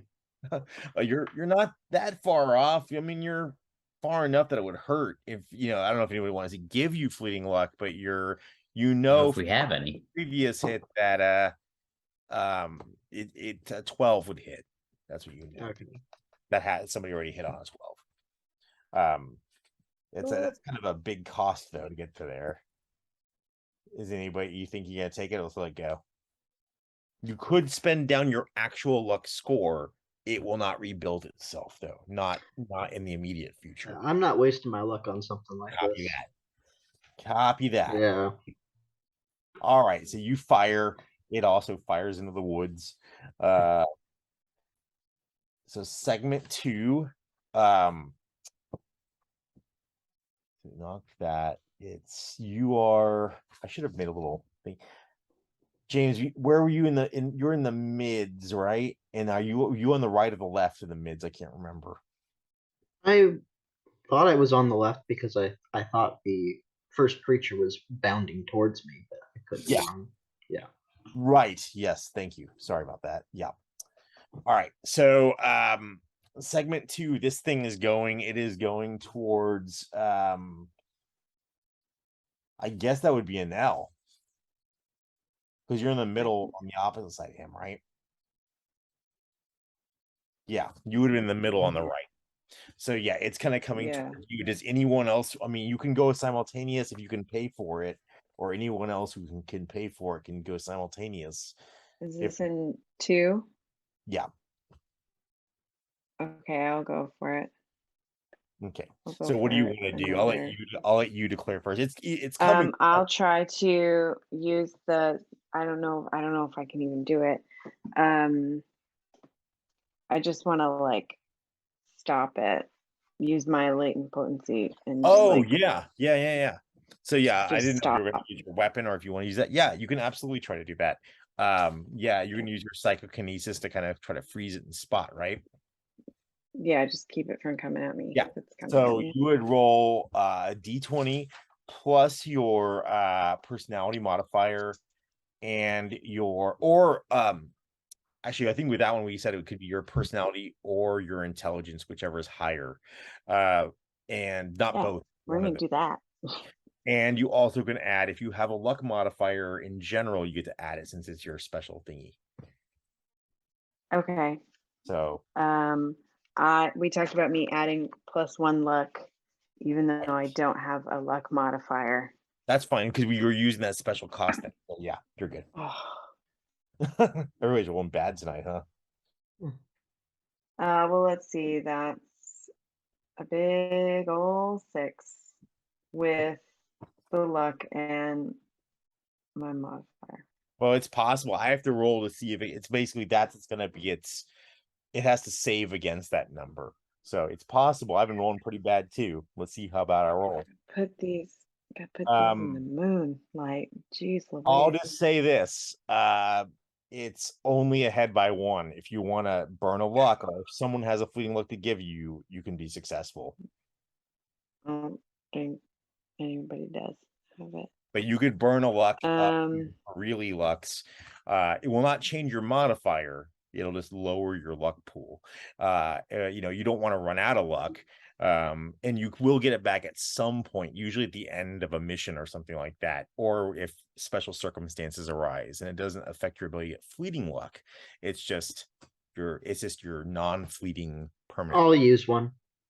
Now, though Do you those have though, fleeting you luck? can't share those. You I mean, share- I could burn my luck, couldn't I? Or you just can one burn your one luck score. for yourself. Oh, But only only for- if you have- okay, Share yeah. fleeting with other people. You Right. only other people Um, fleeting. oh, I don't know. Well, you I'll know what they risk say it. about these funnels? They say if you die if you die in a funnel with luck left over, you're not doing it right. I think is the All tech. right, well, fine. Then okay, then I don't know how to play. So yeah, okay, I'll do it. I'll burn the luck. It's only Yeah, one. that's It's gonna- only one. that's So gonna- yeah, that that's makes gonna- sense. Yes. So you are able to stop it in its tracks. It is still going to be able to technically get off its attack to you because it's simultaneous this round, but you know, no, this is a concentration thing, unlike the others. So you have to you don't have to roll every Not round get for it. injured. Yeah, you just don't want to get Or- concentration broken from this. But yes, it's gonna it's stopping, but it tries to headbutt you as you kind of put the freeze on it. Oh, it does not hit you. There's no way in hell. So yeah, so it's almost like, I'll just say the way it works out in the fiction is like right as it's headbutting you is when your thing goes off. So it's like it's almost like a car that stops just short of you. Its horns like stop like that close to your face, or its antlers, I should say. Great. So they're both. So you're holding it now. It's not stunned. You're holding it through force of your will, because you weren't trying to stun it, right? You were trying to hold it, right? Correct. Gotcha. I So you're. don't think I can stun it. I think all I can do I can't remember is what I wrote. move it or hold it or something. So you're holding it Move there. or impede movement. So anyone who attacks either of these two things for the remainder of the round is going to have a bonus to hit it because they're both prone at this point. Oh my gosh. So Yep. you probably just want to hold your ground. So like, just in case, and we'll keep the initiative. It's not a coup de grace technically, because if something happens and Nell breaks her concentration somehow for whatever reasons, it would be free again. So segment 3, you have 2 creatures. One is truly stunned and one is just being held through force of will. Nothing else is attacking yet. So what segment does somebody want to go in? 3. 3. Okay, cool. What you doing? Laser scepter to Towards which the one? guy right in front of me. Say which one? I'm sorry. To the one right in front of me. Which is the one that's attacking it now, right? I assume so. Yeah, not the bear. Mhm. Yes. All right. So you technically, I think it's like I thought I would get its attention by being in front of it, running it. Yeah. Well, I mean, you're both about the same. You were both about equidistant from it. So you're gonna get a bonus. Is it just a +2 when something is prone? It seems like so lame. Go ahead and roll. We'll figure it out in a second. I know it's at least a +2. Level 0. I'm gonna give it more than that. That seems stupid. But Nat 20. oh well. Hey. Oh, So that is a Fleeting luck. Hey! Fleeting luck. You Love get a it. fleeting luck. Love You're to gonna see crit. it. So roll your initial damage, and you had it just at the regular setting. Unless you tell me otherwise, I'm gonna assume. Yeah, it's a- regular setting. So roll a d6, but you're also gonna get to use. I'm gonna use that new newfangled missile crit chart they had in the whatchamahoo's it in the yearbook, because that's pretty cool. Ooh. 1 point of damage. All right, so hang on though, you're gonna get a crit. So your crit die is a standard crit 0 level crit die. And where's that special single chart? Or is that only fumble that's in here? Oh yeah, it's fine. Just go ahead and roll it. I'll find the table I need. The D4 crit die, right? That's Whatever the 0 level one is, I can't remember. That's a Pretty 9. sure. A 9. Okay. Where the fudge is all my stuff? Oh, right here. That's what I was looking for. Sorry. All right. Does anybody have their crit table handy while I'm pulling this out? Drop this weapon. It's a drop No. weapon. Is that what it was? I'm joking. Okay, good. You don't want that wouldn't be really helpful. It's hang on, I got it here. I should have had this. I should have had this ready. Sorry, guys. So let's do where is it? Okay, so you said 9.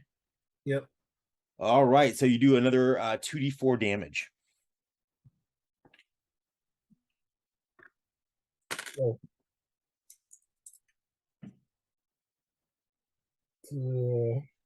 5.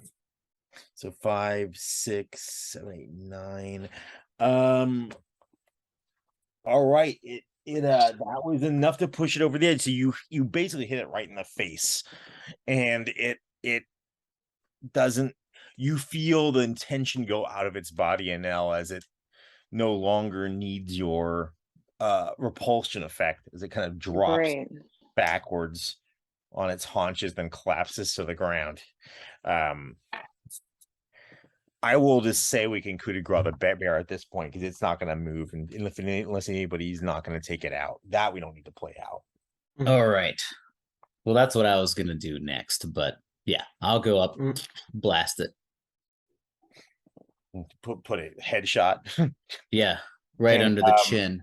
Look it in the eyes. The last thing I'll tell you before we finish is that also just either right before that or right after that, as you were busying yourself with looking around for stuff, behind the tree that you were betwixt you and it in the bear, on the other side of that tree, in the foliage a little ways back is basically it looks like a little covered hump of a hole, almost like a hunter would do when they're hiding underneath the foliage. It looks like a hole in the ground, like a cover, like a fake covering.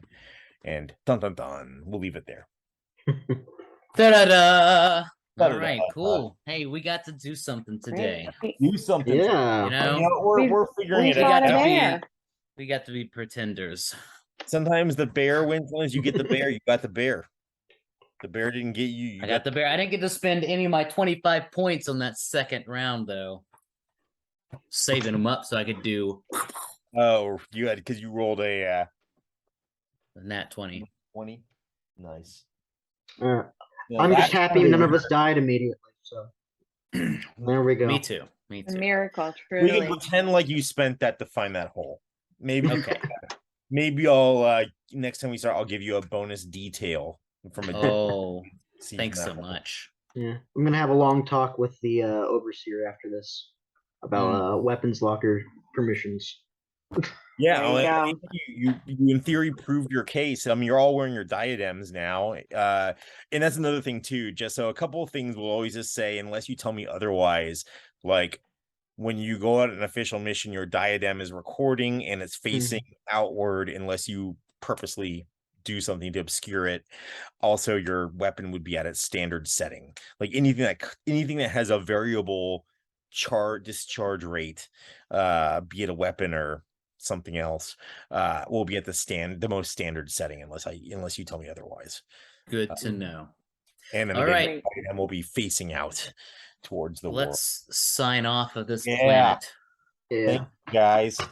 We got Thanks for tuning in, whoever's still here. Woohoo. Made it. I can't wait to see it. I want to see those overland things. If Grape Ape's still around and wants to send that, I would love to see it. Yeah, they left, but we'll get back to them. That's awesome. I think it's only us left if I'm at this point. Well, I mean, I don't blame him. It's been a long night. Mhm. But we got All something right. done. I think it's getting smoother as we go because we all, we're getting over the hard part. So Learning curve. All right. learning curve, Well, guys. adios, everyone. internet much. people. Elena, sign us off. Mhm.